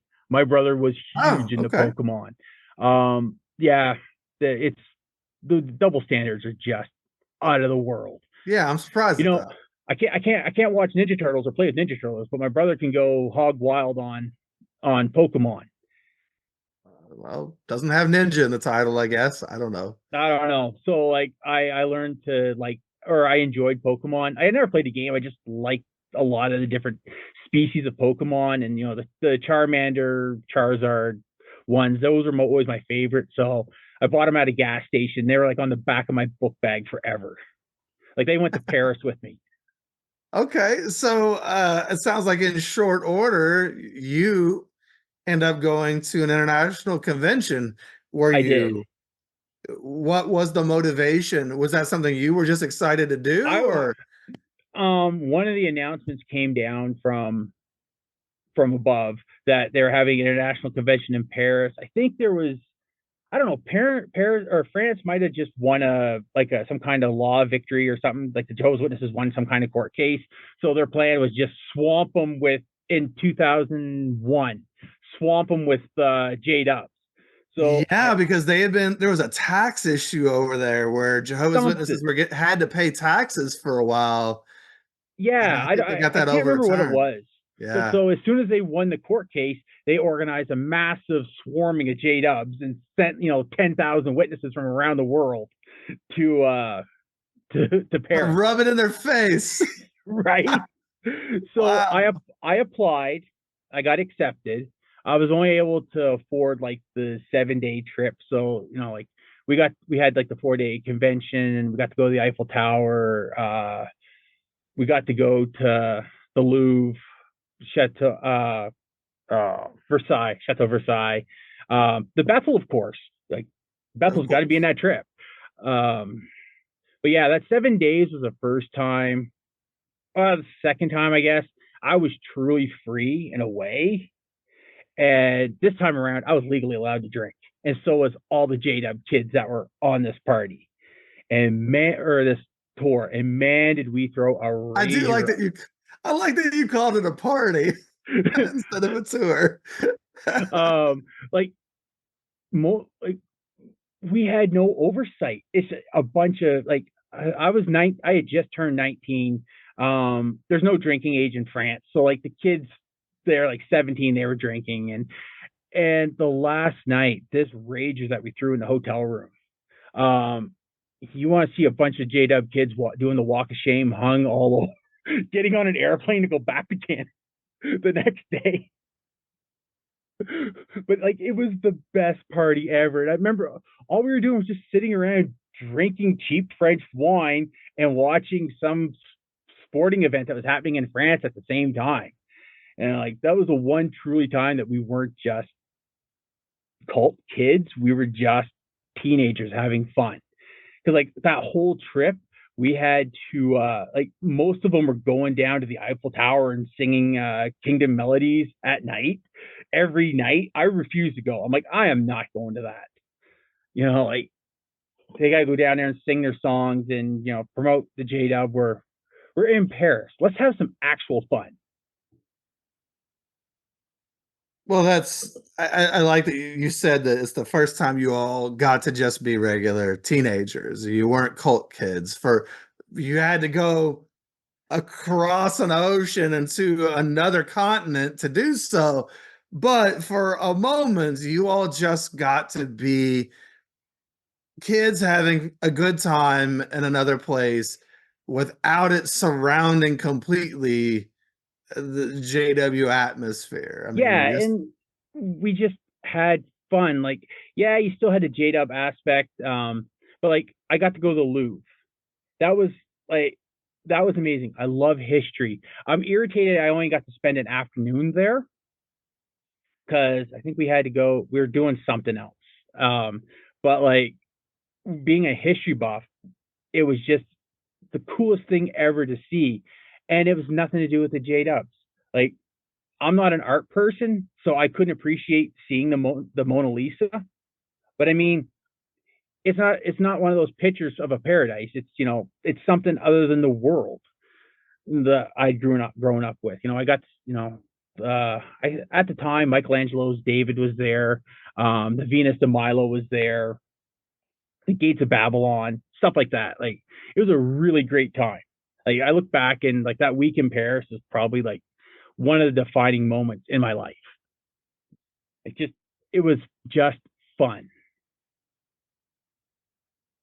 and contrast that with the witnesses who were standing down at the Eiffel Tower or whatever, like just Yeah, singing Kingdom melodies to right. random people who don't want to hear them. Yeah, in every language but French. Oh goodness! So did you all? Because I remember when there were international conventions here, like all the congregations were putting on these skits and different things for the brothers and sisters, the delegates that came here. Did you all have to endure a lot of that? The only thing I truly remember is when we cleared customs at Charles de Gaulle and we came downstairs, there was probably 100 French witnesses standing there with these massive banners that said, I am so going to butcher this because my French sucks. Témoins de Jehovah, like welcome Jehovah's Witnesses. Mm, And like they were just so happy to see us. Like there's just like lines of people coming down, all these Jehovah's Witnesses. I think that entire plane was Jehovah's Witnesses, the whole plane. wow. Were they singing for you? Yep. Yep. Can't remember what they Interesting. were singing, but they were singing. Well, I mean, again, they're trying to make you feel Yeah. And special, and it was it's super welcoming. like it's something that you hadn't seen because Yeah. I had never seen something like that before my entire life. And it was really cool to see, even though it's cringy as fuck. it was still really cool to see. Well, yeah, I mean, you've got this trip. You say it's one of these defining moments for you. It's there's two sides to it. There's a side of you just got to have fun, and then there's this side also of seeing this other aspect of the organization where maybe you got to go to another country and you were Yeah. welcomed and stuff. That could be very faith strengthening, as they would say. It was to a degree. Sure. It was very encouraging, I guess is how they put it. To see this, like, and it was unity. It didn't matter who you were. You had that JW lapel on. You were a witness, and you were family, sort of thing. Like Yeah. that was incredibly interesting. Like that's where they bring in the whole, the United Brotherhood or the International Brotherhood. It doesn't matter who you are, your family. Like, yeah, you did see that. That was very well shown. Yeah, Like, I mean, in the individual congregations, people are backbiting and judging each other as bad yeah, associates and all this stuff. But yes, you can go somewhere else and someone will love bomb you yeah, when you first get there for a while. yeah. That was a lot of fun. Like Yeah. Paris is great. The International Convention, on the other hand, I had already gone to the convention in Canada. So now I'm going for a second time to see the same thing, listen to the same talks being drone on, and I am jet lagged. I I just did like a 7 hour flight, the first time I've ever been on an airplane, like a 6 hour time difference. And we have to go to this convention. Like I remember going out on the front lawn and sleeping the entire first day because I was so bagged.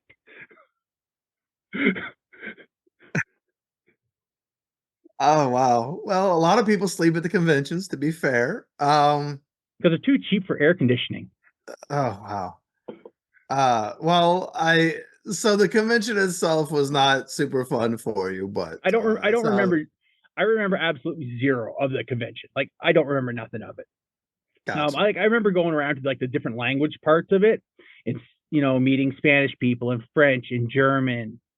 And, they're all dressed in like their national style of dress, whereas in North America, our national dress is a suit and tie. Like we have no national national dress. There's no culture. No, and if I do, I'd get in trouble for doing it. So, Hmm, hmm. so that was So I. what Oh, go ahead. Sorry. I was saying, so what happens when you get back from that? I mean, are you supercharged and ready to go? I'm ready to rock and roll. Everybody wants to talk to me because I'm the first. I'm the first in my congregation to go to an international convention. Apart from Mexico, probably the first one to leave the continent. Um, so everybody wants to talk to me and hang out with me. Like, so that was short lived, but it was fun for the few days that I had it. And then back to the grind as usual. Yeah, the specialness never lasts long, does No, it? no, it doesn't. You're unique and special for a moment, and then it quickly fades, and you're just back with the other worker bees. Yeah, I'm just back with the other drones. Yeah. Yeah, and then never really progressed much past being a regular pioneer at that point because my life went to shit. Like I want to say less than 6 months after I got back from Paris, my life went to absolute shit. So that'd be the next part. So what changed? Um, well, first it was funny because I found out because I really bonded with a certain circuit overseer.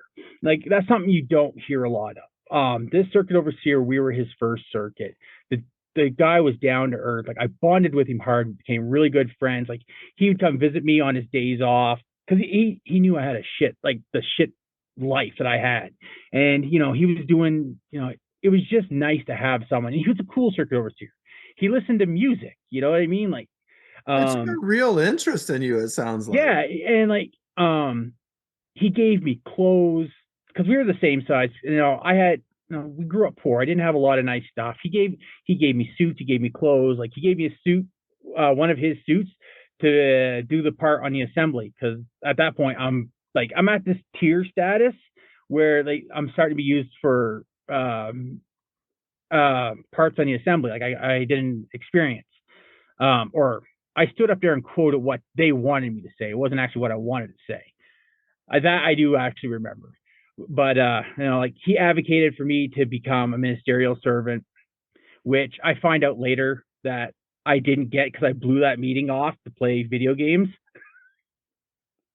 I had just bought a PlayStation and I had gotten a new Spider-Man game, and it was a circuit overseer meeting. And I'm like, I'm sick. I'm not going. And I just sat there and played video games. And I found out later that they had made me out to be a ministerial servant, but then they took it back because I chose video games over the hall. I mean, I'm not surprised. um, that's I, that's how that works. like that's one of the like many times that I got in trouble playing video games because I'm a gamer, and that I Sure. enjoy it. It's my escape, and the Yeah. JWs are always trying to beat that out of you, but for some reason that one always stuck. But But but yeah, you used the term a second ago. This guy advocated for you. He was validating. He saw something in you. He yeah, believed in you, and that's got to feel good when nobody else seems to. yeah, but then he took it all back when I blew the meeting off to play video games, even though we still continued to be very close friends. Like I never became a ministerial servant, thank God. But yeah, so after that visit, I went to France. I came back. 2 weeks later, 9/11 hit. So we've got the world and like the my congregation doubled down so hard on 9/11 to use it as, I'm assuming in the States they did the same thing. Like, it's the end of the world. Um, you know, we were Well, if out in nothing services. else, it's either the end of the world or there's just a lot of hurting people, and now we Yeah, can go out and prey on their vulnerabilities. and that's what we did. And like, I am ashamed of that. That like we use that. Like being where I'm from, like the States is my next door neighbor. Like I go to the States all the time. Like that, I go there to watch movies. It's the closest theater, gas, food, all that stuff. And then some stuff happened, and then my parents break up. And my dad's been having an affair at this point for months. He's been caught smoking. So they break up. He's disfellowshipped without a trial. They called him in and he told them where to go and how to get there. If you knew my dad, you would know that it involved an entire amount of cursing um, and some incredibly uh, colorful sayings. So my parents break up. He left. Um, we had nothing. Um, it was dirty. It was gross. It it almost broke us. Like my grandmother had died the year before that, like my mom's mom, who had helped a lot with the family. She had passed away, and then my parents breaking up, my dad just bailing on us because first of all, he's disfellowshipped. He hung around for the house about a week after he was disfellowshipped, and then he moved out. Middle of winter, our house is being mid renoed because the house is just a bad day away from being condemned. And he bails. My mom's working. My mom's working at like a cafe. Uh, the best way I can explain what was going on in that period of time is, have you ever seen a music video by Nickleback, Too Bad? Or even heard the song, like the lyrics? Like, mom's working at a cafe on Main Street just to put clothing on her back and food. And like the music video, the truck is the same that my dad drives. My mom works at a cafe. Like this song come out and it's like, holy crap, like this is just our life. And what mom, like, we did what we could. I ran, for better intents purposes, I ran away. First, I ran to another town. I'd heard about a working gig from another Jehovah's Witness of a construction cleanup for a new grocery store. So I went there for a couple weeks and worked to get enough money to pay for the mortgage because my dad's gone at this point. He's the devil. Like he's been made out to be the devil in the worst possible way because he's disfellowshipped. He's abandoned his family. And so I go to that job, and then I come back. I pay them. I think I managed to pay the mortgage and groceries for a month. My mom's going on welfare, which is just a blow to my ego, like social assistance, because my brother's still there. So I go to Montreal to this quirky homeschool family. We go there, my brother and I went there for work, and my brother came along for because it's his best friend, and he I got the job. We were there for 2 weeks. At that 2 weeks, I find out mom has shipped us off because they can't afford the mortgage, they can't afford anything, and she lets the house foreclose. So while we're shipped off there looking for work, my mom moves into a 1-bedroom apartment, attic apartment, for myself, my brother, and my 150-pound Rottweiler dog. So we come back with no house. All my stuff's packed. To this day, I lost stuff that I'll never get back. Like everything was her and her witness friends, sisters, just showed up, packed the entire house up, and that was it. Abandoned the house. So I came back to a 1-bedroom apartment because I don't speak French. At the time, I could speak a little bit. So being in Quebec is like the worst place for me because I can't speak any French. So I come back and 1-bedroom house. You can't live like this. You've got, I'm 19. My brother's just turning 15, I think. And you can't live like this. So I made a couple phone calls, and then I moved to Moncton, New Brunswick. And like overnight, I just up and left. I was like, I can't live like this. And that's where true freedom happened. Now I'm in another city. I'm 4 hours away from all my family. I can do whatever I want, even though I'm still a witness because I'm still a regular pioneer. I'm still doing the best that I can do, but the liberties that you can get away with now because I have my own apartment.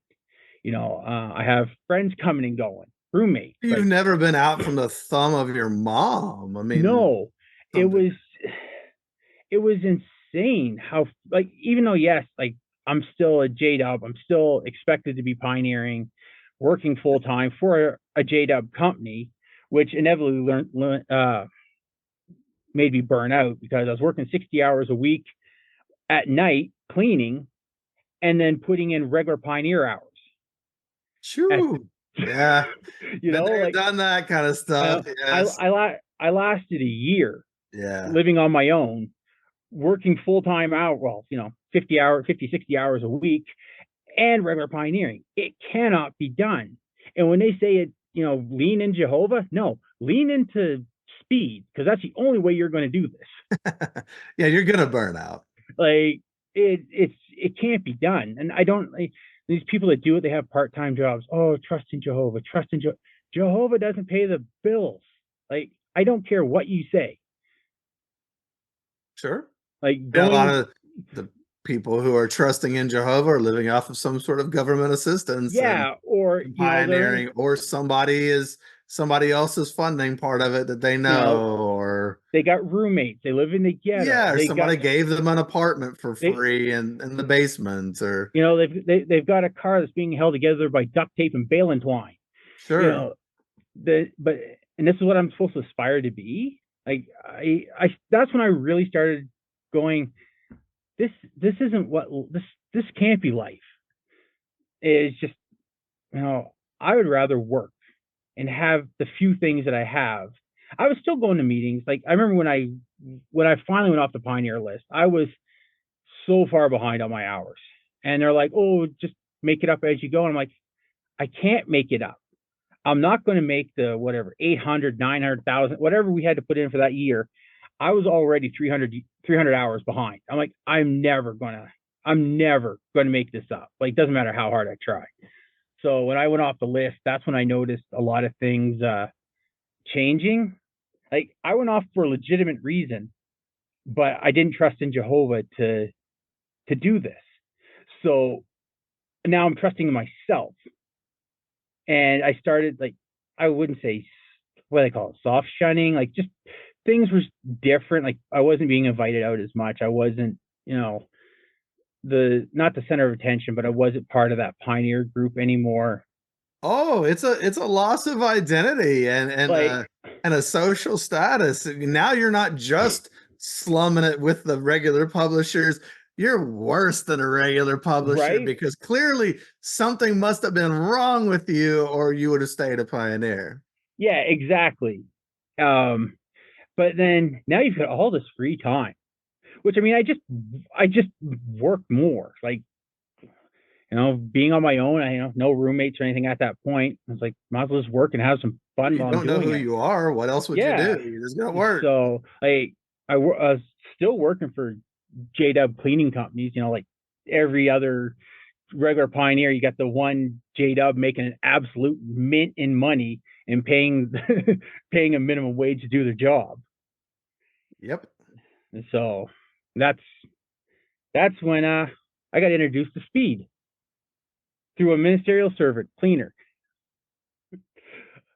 to keep those work hours up. Let's do speed. Oh, so when you said earlier that you'd almost have to do speed in order to pioneer We and were work doing 60 speed. hours, there were people doing it. We were doing speed, yeah. Like we were working like 14 hours a day which now grown, like being an older adult, that's my usual, like a 14-hour day. But it's funny doing it back then. It was so many hours, like just cleaning. And like, how do you do it? Oh, we're taking meth. Okay, that explains a few things. All right. And so where does that go? Um, that went that particular guy. We were really good friends. I was his main guy. Like they'd show up all hours of the night, and I would go work for them. Like they needed someone to go strip floors, I would be there. By this point, I am no longer living with any. I'd gotten rid of all my roommates. I'd moved to a different place because I didn't get along with a lot of my roommates, and they weren't they were JWs, but they weren't baptized. They were just kids associate, like they wanted nothing to do, and our house was a party house. And we ended up having a falling out and moving. I moved off my own, and my house, like he started making my house a place where he would hide from his wife, Mm. and other brothers were doing the same thing. So I left the doors unlocked to my house because when I'd come home from work, because at the time I am working at a call center, another typical JW job, work at a call center, because especially in sales, because we're JWs, we can sell ice to an Eskimo.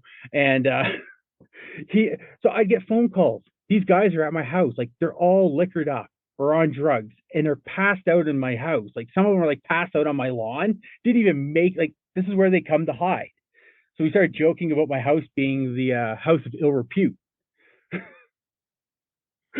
Like where they'd all come to sober up and hide from their wives. Like, Now, wait a minute, Jason. Are you trying to tell me that inside the organization of Jehovah's Witnesses, inside the truth, there are all these people who are getting by with drugs, alcohol, pills, whatever, and they might be hiding all this stuff? Tony Morrison. Yes. Yeah, Tony Morris. Or whatever his name is. These guys are these were all after I left, so I think his name's Tony Wow, Morris or yes. whatever. No, you're right there. Yeah, But interesting. Now, you had you got your brother yet? I had already gotten my brother, and then he had moved out. Oh, okay. So your mom had already sent so when you went back to your mom, when your mom had the one bedroom and you moved out, your mom was like, "Yeah, here's your brother." Yeah. So what had happened was, what was that? '02, I moved out, and then my mom said she didn't want to live in our town anymore, and she was going to move to Moncton with us. And I'm like, okay. So she shipped my brother out ahead of us, and I went and got a new house. Like I rented a new house. I had used a bunch of, because I had gotten hit by a car on my 20th birthday, and I'd gotten an insurance payout, so that was how I was able to afford this house. And so she shipped him out to me, and then decided not to come. So now I've got like, I'm what, 20? I'm 21, and I've got a 17-year-old brother that I'm raising. That she just pawned off on Just you. pawned off on me. And our not getting along will come in like later on. Like Okay. it ended pretty epically one night on the beach. So, Okay. All like right. So anyway, so now he's moved on and you've yeah, moved on, and All right, and now you're into the drug scene. Yeah, pot, speed, alcohol, a lot of alcohol. So by this point, because mom had asked me to come back to her hometown because she knew I was in a bad, like I was slipping hard, like not just by spiritual standards, by most worldly physical standards, I'm falling hard because I'm working all the time, I'm drinking, I'm partying, doing whatever I want. And so I go back there. I lasted for 6 months. We can't stand each other. I go back to Moncton, and by this point, I had just stopped going to meetings. I hadn't been in service in years. Being that like Moncton is a big city, there's 4 congregations. I was able to get lost pretty quickly in the cogs. So I wasn't going to meetings. I was working. I'd met some worldly people that were slowly becoming my best friends that I would ever have and ever would need. And it, yeah, that, and where's I going with that? Anyway, ADHD kicking in here. That's all right. So we were just partying all the time, and this guy's getting me to work. I'm working at a call center, so I'm working 8 hours a day at the call center. It stops at 2 o'clock in the morning, and then I'm going out stripping and waxing floors until like 9 or 10 in the morning, rinse and repeat. And all the time, like this guy, he's a heavy drinker because of his own problems in life, and I am covering for him all the time. And, him and his brother-in-law are hanging out, like pass out at my house. I got people passed out all the time in my house because they don't, like I said, again, they didn't want to go home to their wives and, face the consequences of being incredibly unhappy. And you can only keep that up for so long. And that was what, 06 when that mess just completely imploded on me. And that's when, like, not going out in service. I had an elder tell me one time, I was actually the childhood elder, the one that did the questions with me. He's like, we have been actively looking for a reason to disfellowship you, but we can't find one. And I looked at him, I'm like, but I'm not hiding anything. Like, I'm just like, where are you looking? Like, I'm not hiding what I'm doing. Like, you guys are super upset that I'm wearing a Canadian Army jacket with a Canadian flag on it. I got it at a secondhand store. They were mad, like at this, music's becoming, I'm turning into this metalhead goth weirdo kid, just the absolute depression of being lost. And I'm walking around with a Limp Bizkit shirt on. It says I did it all for the nookie. I actually showed up at a JW party this one time wearing this shirt. I did it all for the nookie. This is Fred Durst would have been proud. Oh, my idol. He got me through some bad times back when I was a teenager. Oh, I'm sure. When I had to hide the music. I forgot about that. Hiding the music from my mom and witnesses and tapes. The Watchtower and Awake magazine on tape were great to hide music on. Yeah. Because nobody listens to those old Watchtower and Awakes after a couple months. So my car had all these tapes in it of Watchtower and Awake, but it's taped over with like Limp Bizkit, Kid Rock, Dre, Eminem. That's a good idea. I don't know that there's an equivalent to that today in the modern technological era there, but password protected, I guess. Password protected, yeah. Because I had had other pioneers go through my car, like it's like their biblical duty as a kid or as a teenager to make sure you're on the straight and narrow. So my music was always scrutinized because this guy likes to listen to old Watchtowers and Awakes. Yeah, yeah. But before that, because I had gotten caught, what was a tape? Like, and I say tape. That's how old this car was. Sure. I can't remember what. I'm pretty sure it was Eminem's first album that I had in the car, and they were going through my tapes and they found it. Because I think I had it in like a Beach Boy album or tape case or something, like moving stuff around, and they found Eminem, and I got canceled about Eminem. That Eminem wasn't a good thing to listen to. Well, as a pioneer. It's not their choice of music for sure. No, I had that too, by the way. I So back to, was it 2006? So what goes down? I mean, they're looking for reasons to disfellowship you. So what, they had heard certain things about you, they just didn't have the proof because you were kind of out on your own doing stuff, I or guess because like I had moved to like Moncton has three cities. You got Moncton, Dieppe, Riverview, and I'd moved to Riverview, and I told them to send my records and everything over to that hall, and I had never showed up to a meeting, and I never really hung out with anybody from that congregation, so nobody knew I was really there except for my close, I would say my close friend JW friends from the other halls, like my boss and a couple other guys. So what was happening there? Nobody, because nobody was ever there, and the guys that were there can't turn me in without turning themselves in. So it's kind of a double edged sword. I'm doing whatever, they know what I'm doing, sure. but they can't rat me out without ratting themselves out. Like, well, why was Okay. he? How do you know he was at a strip club? Like, how do you know he was passed out somewhere drunk at a club?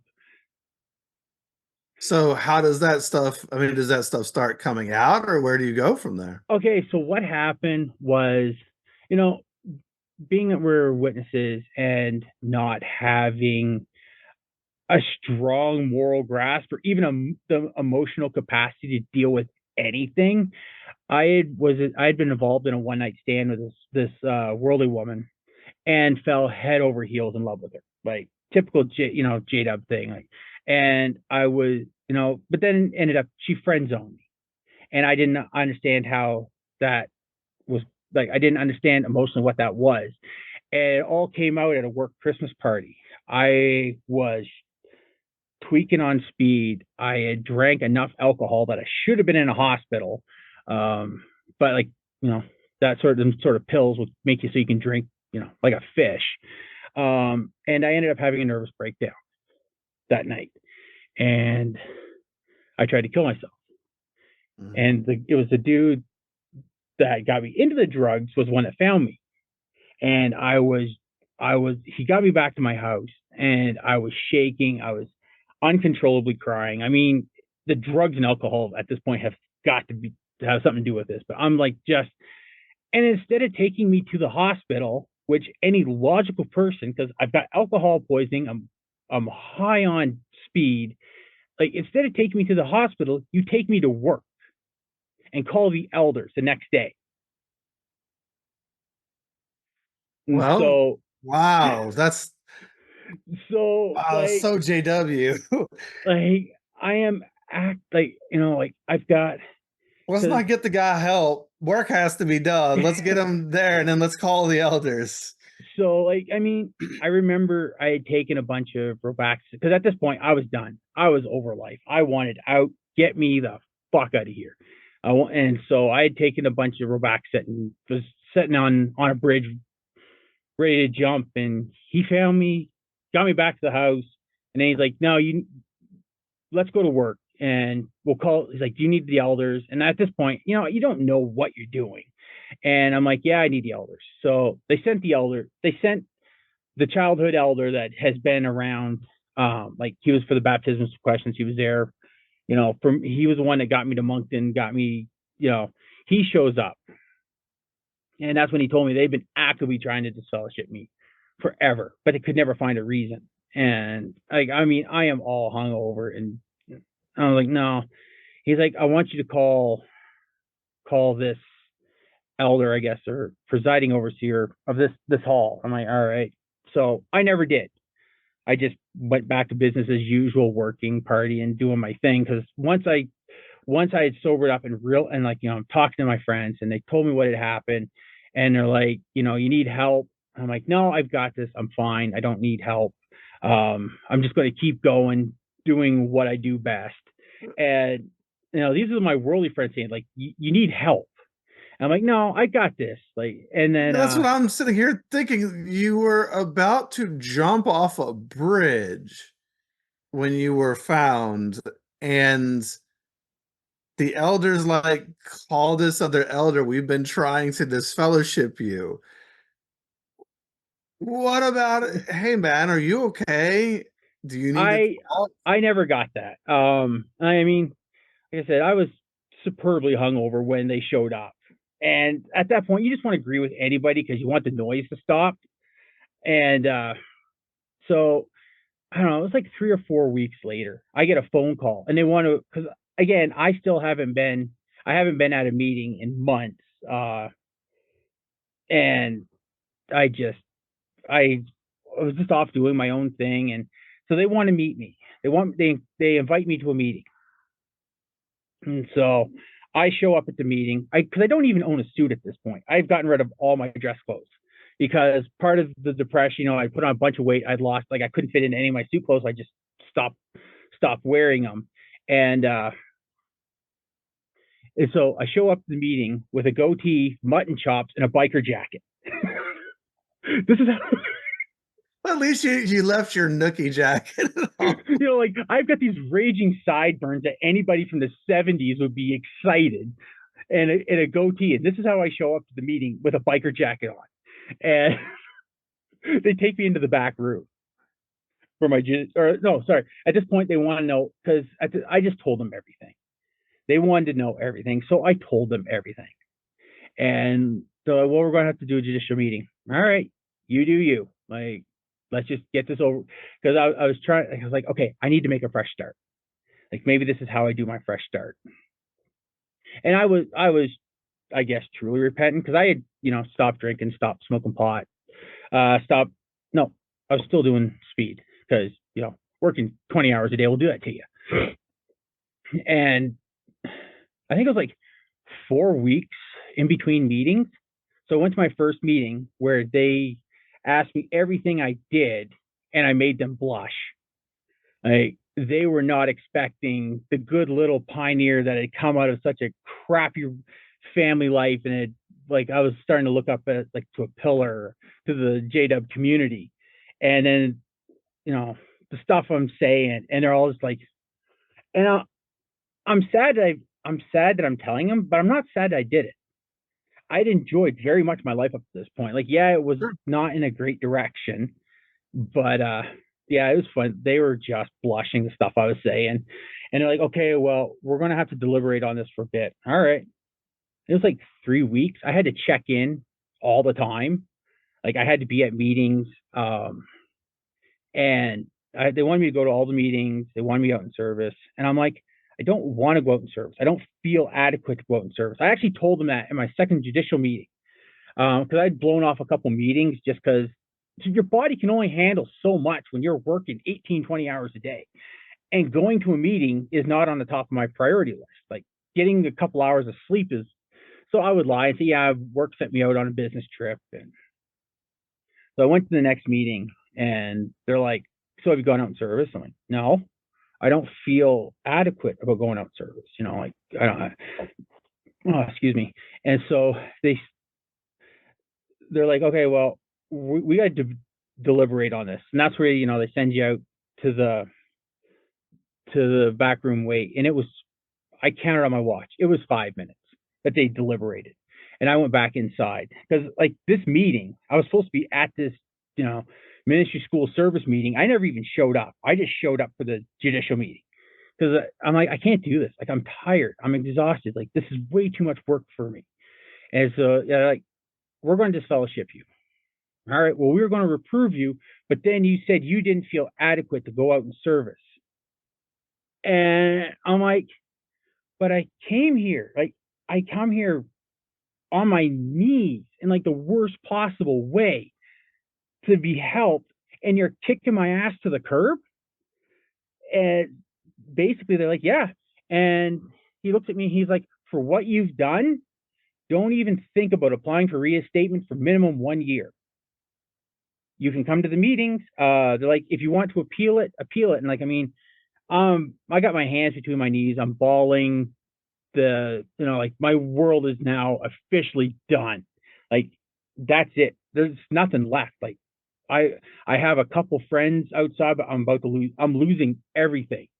And when they told me not even to come back for a year, that was, I was like, but where's where's the loving support that, you know, Jehovah's supposed to grease your head like a sheep or something, or with the oil or what, you know what I mean? And you're like, because they see me, welcome brother, and I'm like, and then just all like out the back door, just boot my ass right out the back door. I'm like, what kind of double standard bullshit is this that you're doing to me? Well, isn't it Uh, interesting? I mean, you said you didn't feel adequate to go out in service, which actually, I mean, I can't believe that they had you in there knowing everything that you had done, and they were like, "Yeah, you should go represent us and Jehovah out in the right? ministry." That's not what they like. That seems the opposite of what they would do, and so I that doesn't make sense. And then it seems like they would see it as a good, humble thing that you were like, "Hey, I don't qualify to do this," instead of uh using that against you somehow. I Like, don't whatever. I had never seen that before, to be used like that, to be used against someone like that. When I'm telling you that I'm not ready to do this, and you're just going to go, bye, go away. At the end of the day, the judicial committees are not about why do you act like you do? How do we help you? It's are you going to come back and do what we want you to do or not? And right there, you didn't do something they told you to Yeah, do. So it's a power play, right? So then bye. yeah, like, you know, I had left the worldly, like, I had broken up with the worldly woman that I was with. I had stopped smoking pot, and I had done everything that I should Didn't do to serve get back. Jehovah the way they said. Yeah, but then they also asked, are you praying to Jehovah? Yes, I'm praying all the time, every day of the week. Like, I hadn't said a prayer since I was 12 years old, except for the ones on the podium. And and so, like, I was disfellowshipped, kicked out, which is still funny because the guys that were still hanging out at my house and hiding there are still coming over. Like, nothing's really changed on that end. But like the spiritual ones aren't showing up as much anymore. They're not talking to me or calling me anymore, which, I mean, I was fine with. I had my friends at work, and they became lifelong friends to me, and they were there to pick up the pieces when I was just trashed. And Well, there's a yeah, duality there too, right? Like you really don't care about this thing as far as like the Jehovah's Witnesses. You're not praying to God.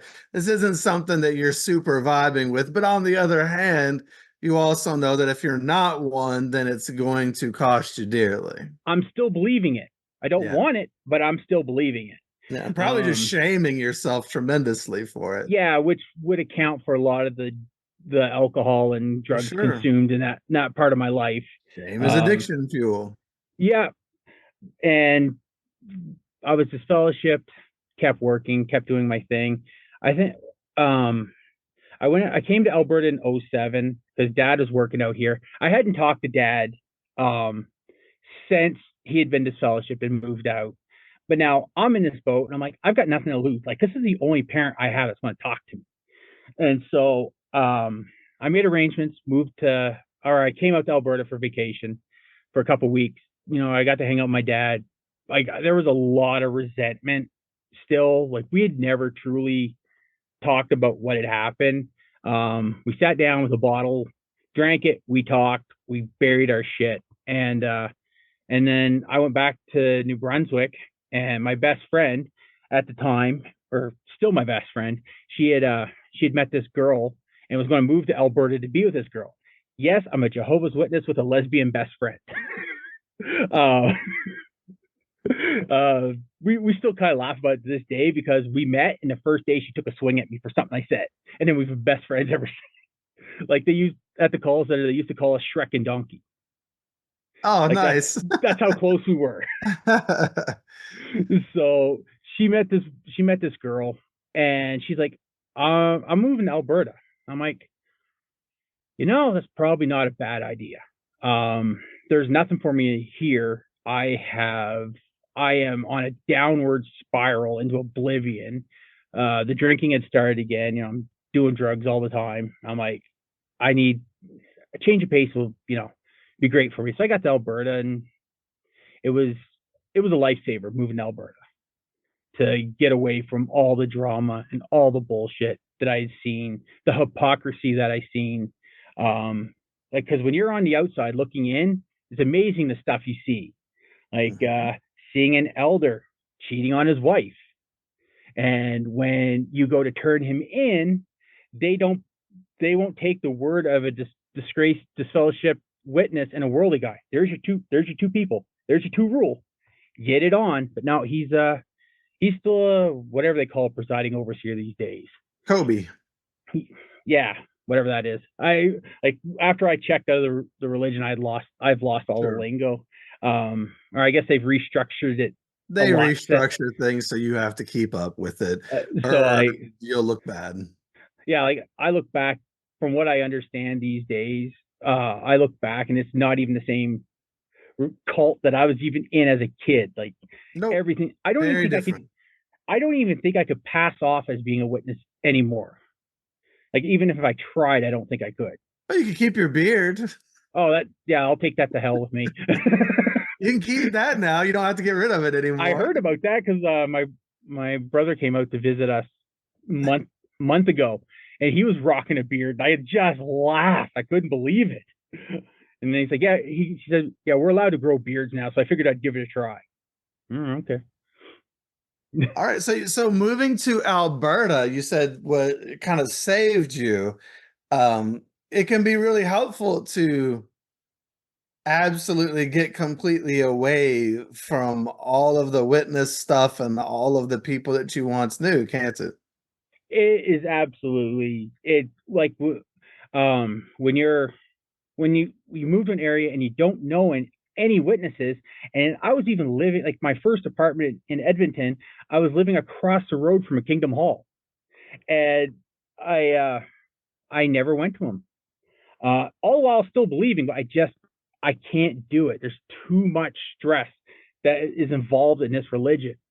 And up until that point, even at that point, I believed a religion, but I didn't believe in a higher power per se. I had a hard time. Even as a kid, I had a hard time wrapping my head around the concept of a God and like Jehovah. I had even said this a few times that got me into the back room. I'm like, so if Jehovah's always is there, like there's no beginning and no end, how did he get here? Because that makes absolutely no sense. There's always a beginning. And then I'm like, how presumptuous are you that we're the chosen ones? Like, in like all the worlds in the known universe, how is it at the time I was there, 5-6 million witnesses? I'm like, how are you the chosen one? How presumptuous are you to think that we're the only like life aspect in the known universe, and that he picked us? Why us? No one could ever give me a straight answer on that.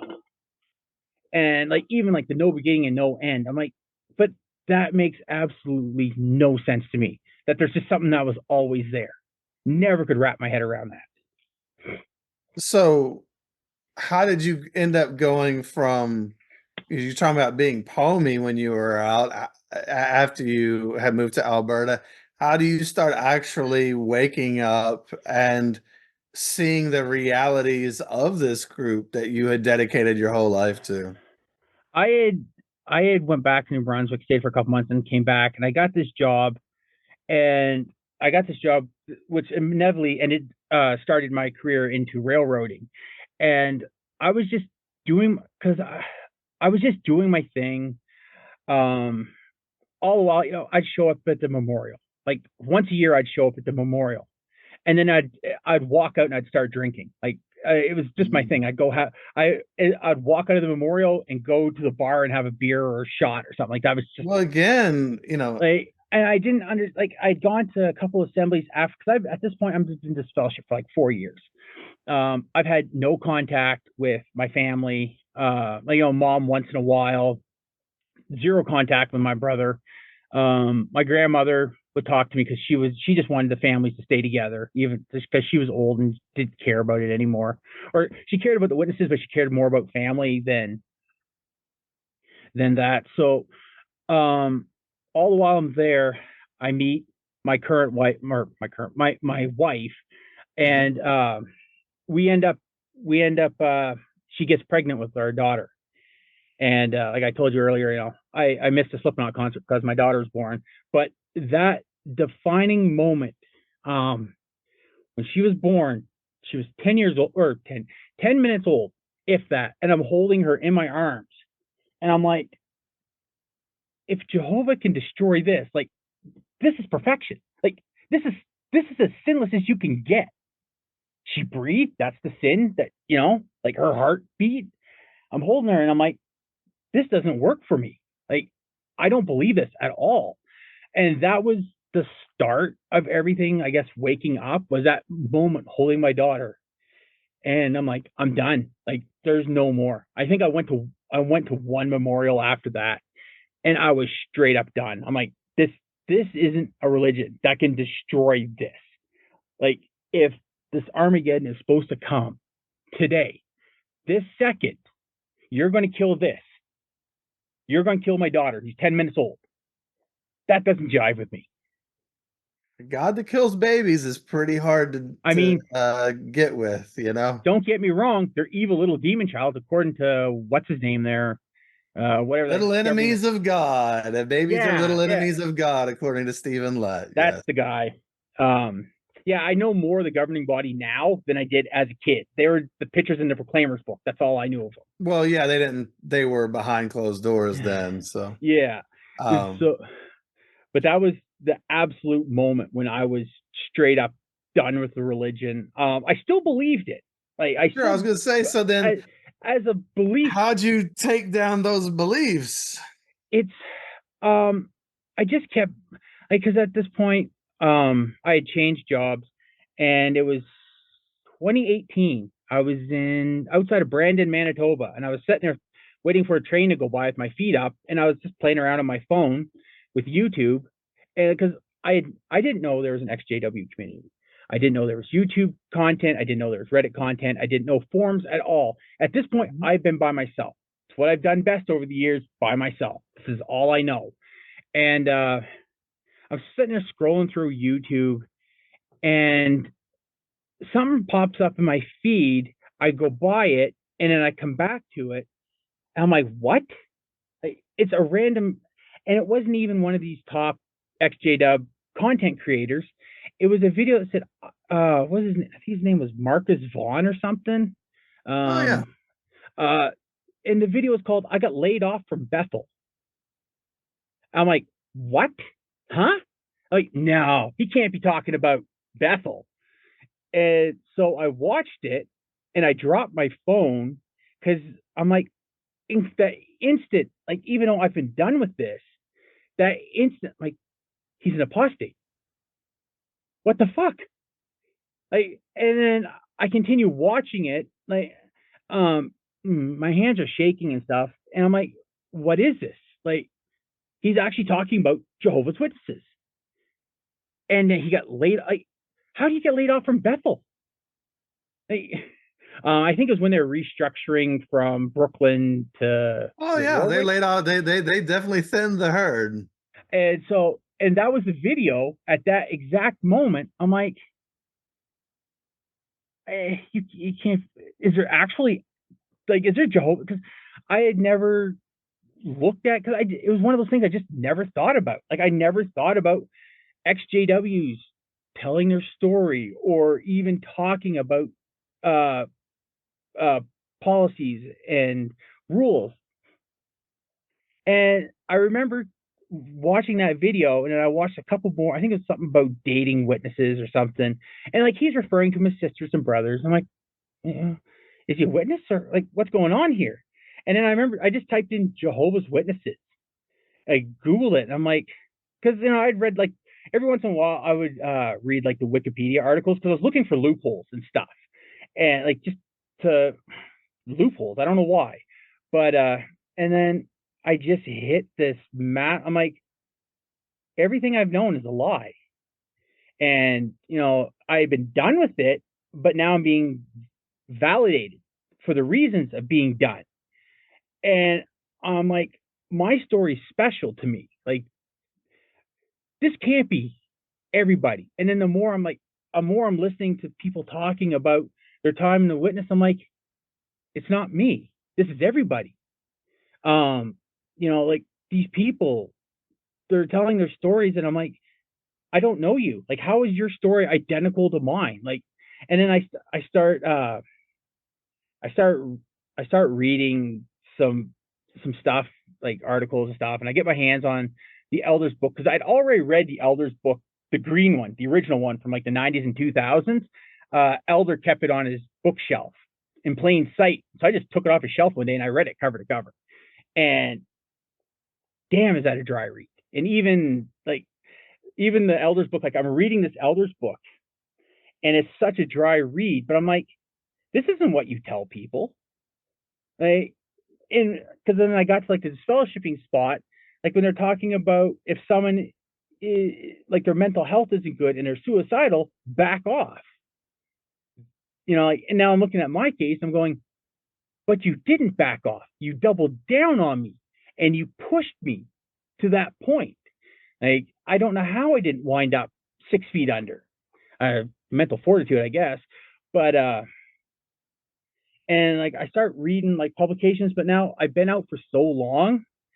At this point, I'd been disfellowshipped for well over 10 years. I'd had minimal contact. I went to an assembly once and I hated it. I couldn't handle it. I hated being in a suit again. I hated trying to fake that smile and be happy when it's 98 degrees in this stupid auditorium because you're too cheap for the air conditioning, and everybody's got this glazed smile like they're so happy to be there. But I'm like, you guys are not happy. You're just as miserable as I am. Like, stop faking. And then I started like I was like, okay, you know what? I'm going to go to a memorial. So I went to the memorial in the town that I was working in. Just so happened our equipment broke down. I was able to go because I never, like, after I was disfellowshipped, I would go if I was able. I would not ask for time off work. I wouldn't make it so I could go. If it happened to work out that I'd go, I'll go. And so I went to this, and I'm just staring there. Don't go to Memorial baked. It's a bad idea. And I'm sitting there going, this makes no sense at all. And it was just droning on and dry and boring. And I'm like, nah, I'm good.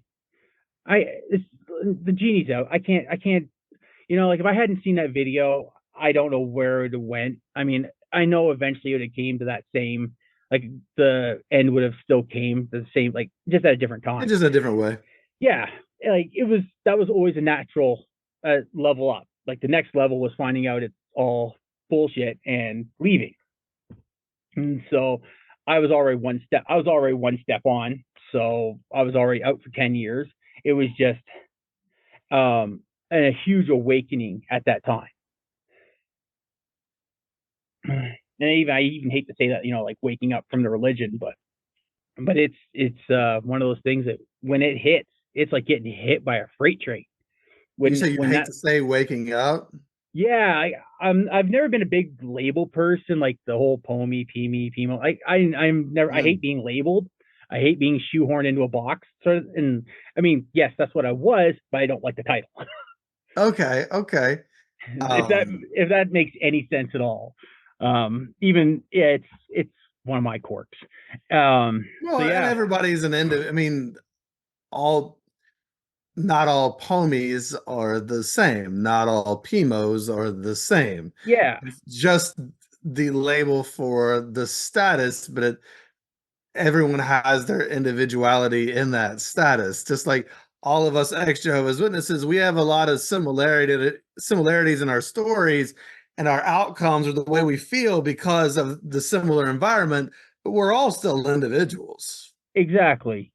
And, like, when that moment came of absolute clarity, and I realized everything, I was like, well, I didn't like, I believed it, but I didn't. And I realized, like, that's not what I want for my family. Because even at times I thought I had taken my wife and my newborn to a memorial. Like, I happened to be off work that night. I'm like, let's go. My wife is Catholic. She's like, well, this isn't so bad. It's not nearly as much fire and brimstone as Catholicism. And I'm like, yeah, well, wait for it. Like, you're new here now. And so that was the only time she'd ever went. And the witnesses had showed up trying to preach to her. It was random. Like, she never asked. They just happened to show up at her house. And my neighbor across the road, the house when we first got together, he was a disfellowshipped witness. And he sent into my house thinking it'd be funny. And, I didn't really want anything to do with him, but they tried to hit like a common ground with me. And they sent a witness that works for CN. They sent him to my house, railroader to railroader. Well, fine. We'll talk shop, but the witnesses isn't, it's not my thing. And I haven't seen a watchtower in years. Like, I think my mom had sent me some brochure there years Return ago. to Jehovah. That's the one. Of course. What it was made for. It returned to the recycling. I never even opened it up. I just threw it in the garbage. So do you today? Do you have any relation? Well, I don't know. Something happened with your brother, I guess. What happened with my brother is my dad hadn't been feeling good for about a year. And they'd done multitudes of tests, and they hadn't found anything. And last September, he was diagnosed with stage 4 pancreatic and liver cancer. Oh, and so his wife calls me or sends me a text, because I was on the other side of Canada working. Like, that's not a text you want to get at 2:00 in the morning. And I was getting ready to go to work, and she's like, contact your brother. There's still time, And I'm like, all right, I can do this. So send him a Facebook message, because this first time I haven't talked to him. 2014, I think, is when he'd come to Alberta to see Graham and Dad, and they had, I don't know what kind of relationship they had. So I sent him a text message, and I'm like, hey man, Dad's sick, he's got cancer, stage 4. I don't know all the details. I'm in Nova Scotia right now. If you want to, get together and talk, and we'll talk about this. And he's like, yeah, let me know what time you're off work, and I'll drive up, because I was only, my hotel was only like 45 minutes from Halifax. So he drove up, and we got together, and we were talking about it. And then he told me that, a lot of shit from, at 16 doesn't mean anything now. And he had said, like, he always thought there'd be time with Dad to to have a better relationship, because both of my dad's parents were well into their 90s when they passed. Like, my grandfather was 91 and my grandmother was 95 when they passed. So he figured he had all the time in the world. Now he's got, a year at most. So he was on a plane the next day out to Alberta, and we've been in contact more. I don't push the relationship, because it's been a long time, and he's still an active witness. So I'm not gonna, you do you. I've gotten to that point. I don't care what your religion is. I don't care who you serve. You do you. Don't push it on me. And that's how I even feel like with my daughter. If she wants to be a Catholic, she can be a Catholic. She wants to be she's not going to be a JW. That for absolute 100% will not happen. But if you want to be a Catholic, you want to be a Protestant, you want to be Hindu, I don't care. You do you. Just, it's not my thing anymore. And that's how I feel about, like, with him. And we don't talk about it, but he still he told me he was in therapy for all this stuff that happened as a kid, because I've never gone to therapy. I've never had any kind of mental health. Like, I just doubled down, and I according to my buddy that I grew up with, he's an ex-JW too now, and he's like, he's like, mental fortitude. I'm like, yeah, I guess that's what it is. I just refuse to give up. Like, I had that one moment when I wanted to jump off a bridge, and after that, I'm like, you're not winning that easy. I refuse to let you win. And so, and now, like, he was talking about being in therapy. Like, I hope that he's eventually going to get out of it, but I'm not going to push it. And like, he's making more of a effort to talk to me. Like, he met his nieces and nephews for the first time, and so we still talk a little bit. Like, we're getting better. Text once or twice a week, which it's weird for me because after the stuff that's happened growing up, like, I haven't seen the guy in over 10 years, and he gives me a hug. Like, I open up my hotel room, he just gives me a hug. Like, you want to talk about getting the snot kicked out of you? It's the weirdest thing.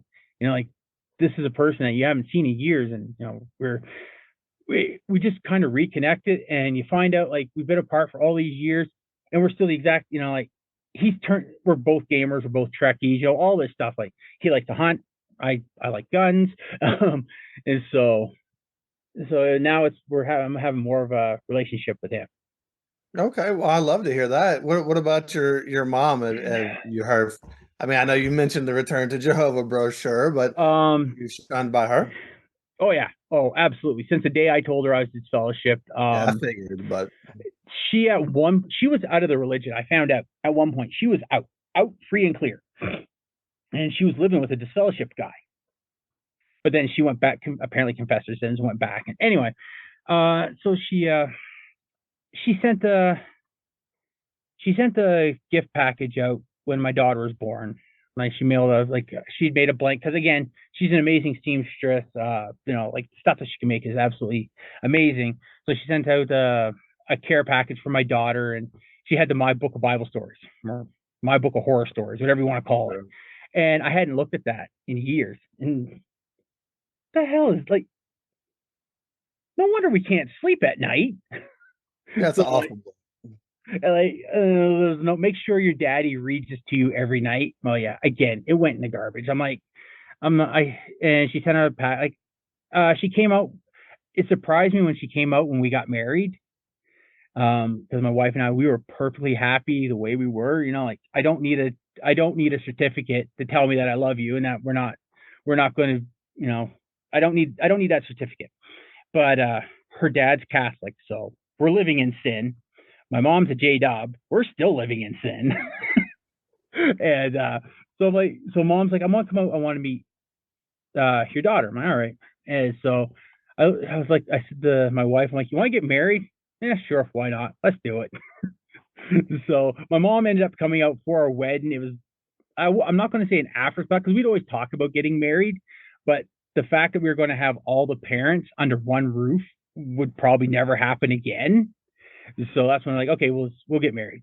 Just do a quick wedding. And so my mom came, and I think I talked to her in 2018. I went, like, when we went to the Caribbean and we went to New Brunswick. I seen her in 2018. And after that, she called me one day in 2020 during the pandemic. And I was at work. I was sitting waiting for a couple trains to go by, so I had time.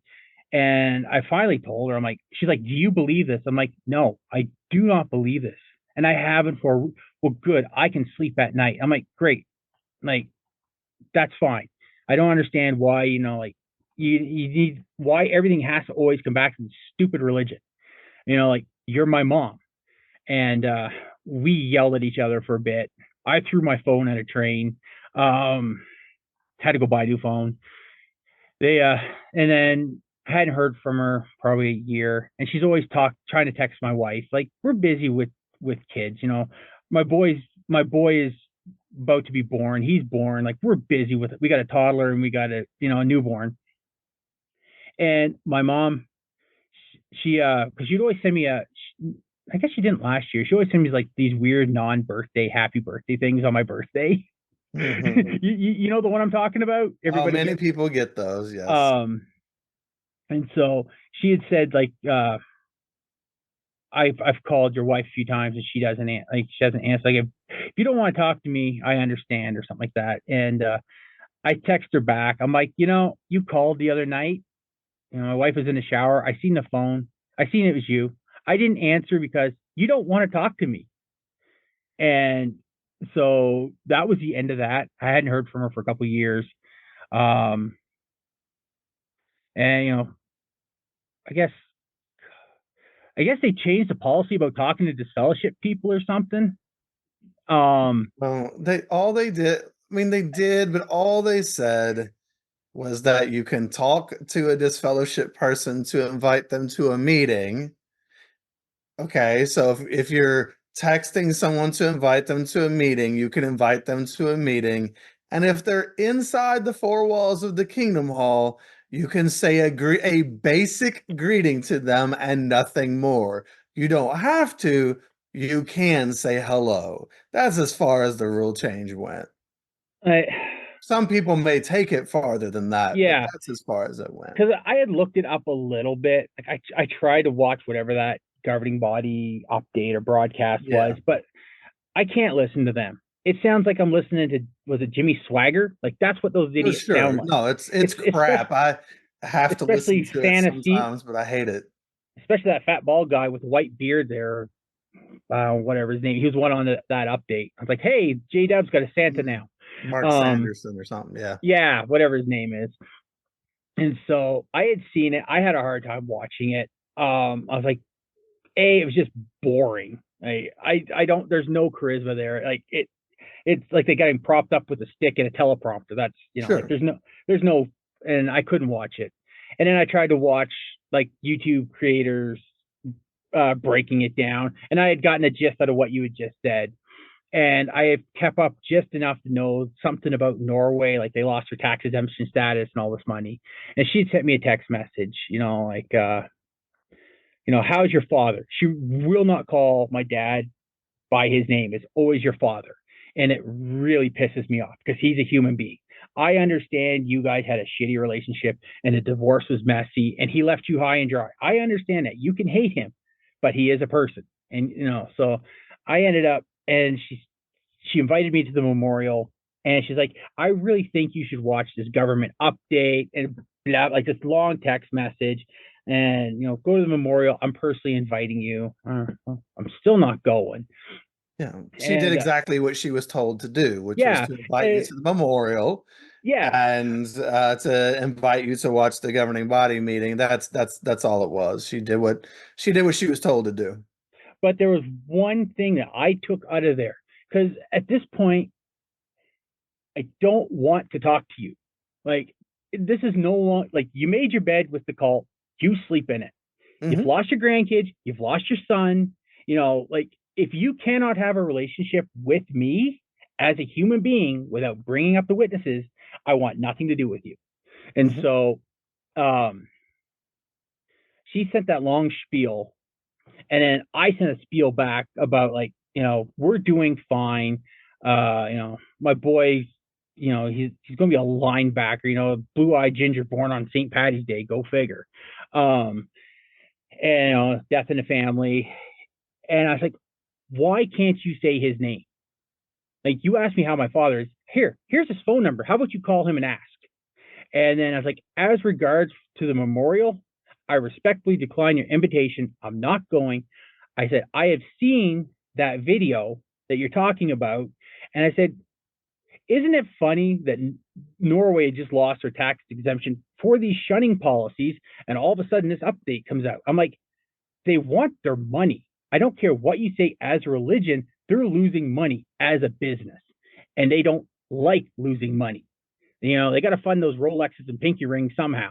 Mm-hmm. And, however millions of whatever Norway's currency is are losing on the shunning policy, they've changed their policy to which they said they would never change and that they don't shun to begin with. And it would never, ever, ever, ever, ever in a million years change this policy. Here they've changed it because they're losing, a wheelbarrow full of money. I'm like, just food for thought. Like, kind of sounds like damage control from outside, like for me standing outside looking into this space. And she calls me on the phone, calls me an apostate.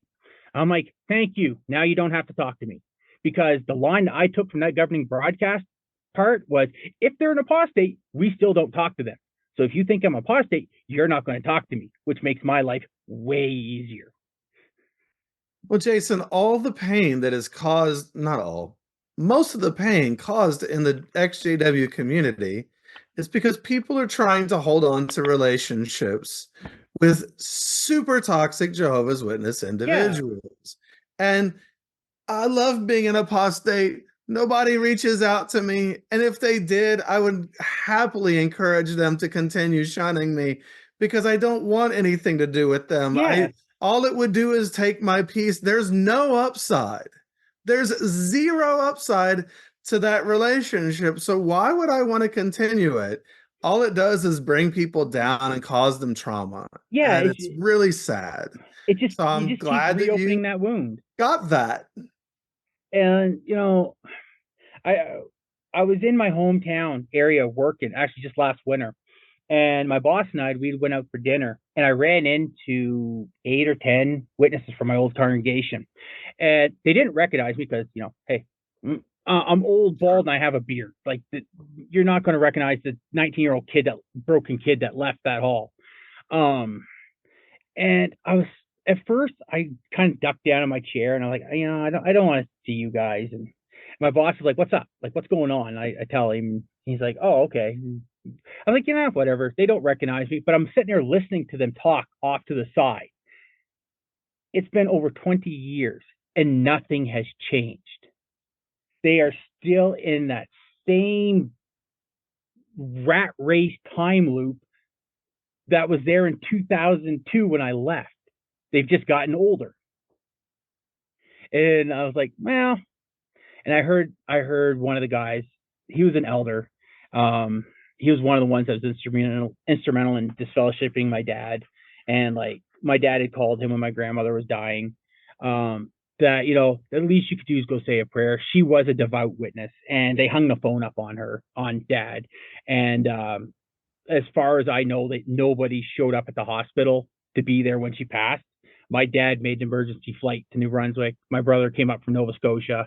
Her brother and sister, her immediate family was there. That's who the witnesses weren't there. It was family. Like nobody showed up for that. And like I was so like for a long time I was mad, and then I was upset about it. But seeing them at this restaurant, I felt nothing but pity.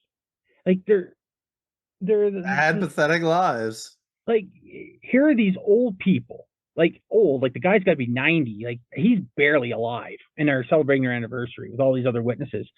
And I'm like, I felt sorry for them in the fact that nothing has changed for you guys. You're still on that rat race. Like you're wearing the same empty.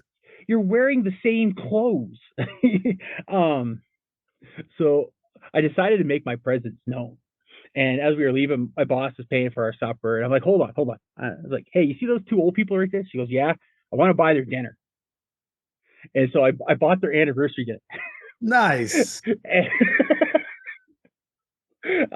I walk up to them, and they're talking, JW stuff. And I said, I hear, so-and-so, I hear it's your anniversary tonight. And they're like, oh, yes. I'm like, well, happy anniversary. And I'm like, I'd just like to let you know that I paid for your supper as an anniversary gift. And their daughter, who's probably well into her 60s now, they're all excited and everything. And she stands up and she goes, who do I have to thank for this dinner? And I reached out and I said my name. I said, I'm Jason. And everybody just stopped and looked at me. And it wasn't a response I was expecting. Like actually, they seemed genuinely happy to see me. I mean, maybe I just got my disfellowshipping got lost in translation over the years. I don't know, but apparently a couple of them knew that I was in the area because they worked for Hallmark or something. And they were looking for people or a guest list in hotels, and my name came up in one of the towns I was working in. And I'm like, well, that's not creepy at all, but yeah, okay, whatever. And so I was like, they asked about my mom. I'm like, yeah, good. Yes, she's good. And I'm like, my dad's not doing great, by the way. Like, just to let you know, like, I have another parent. Yeah. Like, I had to dig. Like, I had never, like, it was the best $60 I'd ever spent. And I was so happy. Like, I just laughed because, I left as a regular pioneer. I was an up and comer in the JW cult, and now here I am 20 years later. I have a career that most of these people would never dream of. I have something for when I get old, and I'm not sitting on Social Security hoping that they don't raise the rent because I don't own a house, and um, I made something of myself. And they're like, they asked me what I did, and I said, well, I work on the railroad. And they're like, do you love it? I'm like, absolutely. And they're like, any regrets about it? I'm like, yeah, I didn't start at 18. Like, instead of regular pioneering, I should have went in pound and spiked. I'd be, hindsight's 2020. I'd joined at 18. I'd be, 10 years away from retirement, and Sure. with a full pension. And I'm like, and that's how I walked out and left them with that. Like, I would rather do what I'm doing now than ever pioneer. And it was just liberating and funny. Like, I call my buddy. I'm like, man, you got to hear this story. Like, I just ran into, because I've been texting him. I took a picture of them all at the table, and I'm texting him like, man, like, look at all these people. They're old. Like, Yeah, and it's very like, liberating. and so I call him. I tell him we're all laughing. He goes, man, that was so good. I'm like, I actually had thought about buying the entire table, but I'm like, it's Christmas, man. I don't want to buy stuff for my kids, not a bunch of old people's dinners. Like, it was like, Sure. $500-600. I'm like, nah, I'm not good on that. I'll do the anniversary and make my presence known and feel good about it.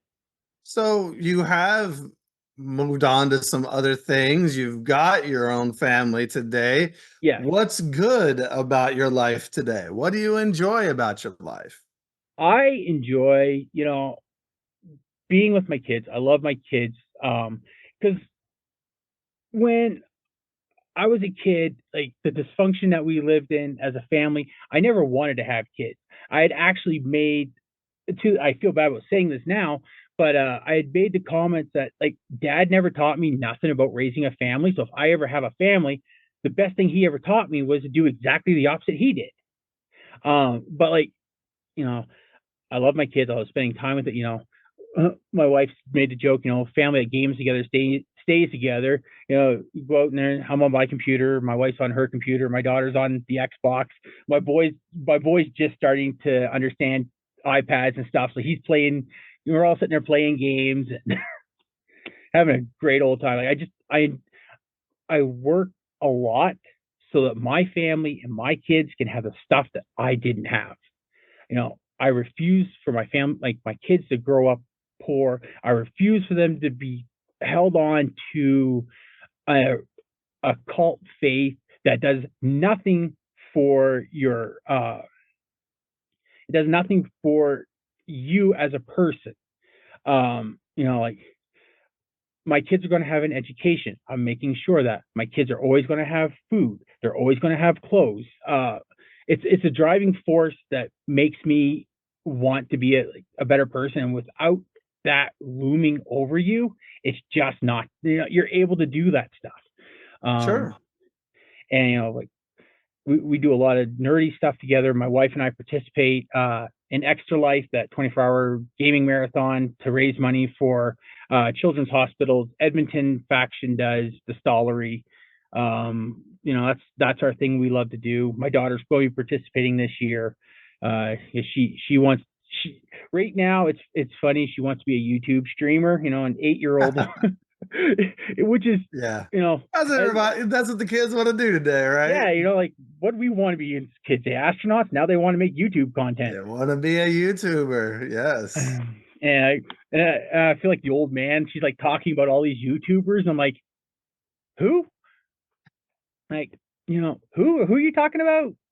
And like, I have no. And she's like, oh, this one YouTuber. He's got like 15 billion followers or Sure. something. He's the one that throws money around all the time. I'm like, I have Mr. no idea who you're Beast. talking. It's got to That's be the Mr. one. Beast. I wasn't Yeah. sure if I'm allowed to say their names on the podcast. Oh, So I don't know. I mean, okay, shout out to Mr. I Beast. highly, if he was I doing- highly doubt he's going to be watching. I don't think XJW he's gonna watch, and I'm sure. I mean, he everything I can see, he does some really cool stuff for people. So Like, I've never, good like, for him. a lot of the stuff I watch is video game based or car based. Sure. And I'm like, she's like, these are celebrities. I'm like, who? Yeah. Oh, now I know how my dad felt. Oh, we're all getting old. Can't stop Oh, that, unfortunately. well, and that's the thing. Like, being when we were a witness, they said that we'd never grow old, and that when that time came, we wouldn't need this stuff. Well, guess what? You were shoving it down my throat. I'm 40 years old, and it still hasn't come. And I Yeah. can guarantee you tomorrow morning it's still not going to be here, and it will never be here. Is Armageddon here yet? Yeah, I mean, unless you want to talk about COVID, but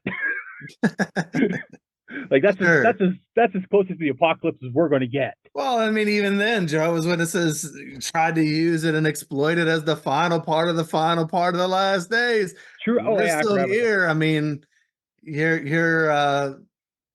your predictions can be thwarted easily and Yeah, are over and over again. like So, you guys do not have the greatest rap sheet when it calls predictions. oh no, they're batting over. They're What are they, zero 30-0 batting or average. something? Like 30-0 or something, whatever their predictions are. It's really bad. So, It's so bad. I'm like, this is no, still not going to no. get me. But the good part is that now you have your own family, you've got your own kids, they have their own future to look forward to, you're planning for it. And those are things you can really be proud of, especially Yeah, when you realize where you came from, how far you've come. That's a beautiful thing to look at. And I'm glad that you came and you're sharing it with everybody. thanks. Like like I love that my kids and my family, they don't have that rundown house that's like it's falling apart and there's mice in there.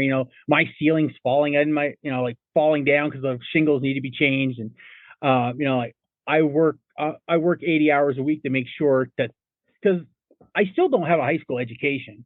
I don't have any kind of post secondary, so I use what I have. And like I stumbled into a great career that was able, like, I have a natural knack for railroading and heavy equipment. So, I work this job to make sure that they can have the stuff that I didn't, and that they will have a future, like something to look forward to, not, fearing that they're going to wake up and it's all going to be gone. No. That doesn't work for me anymore. Oh,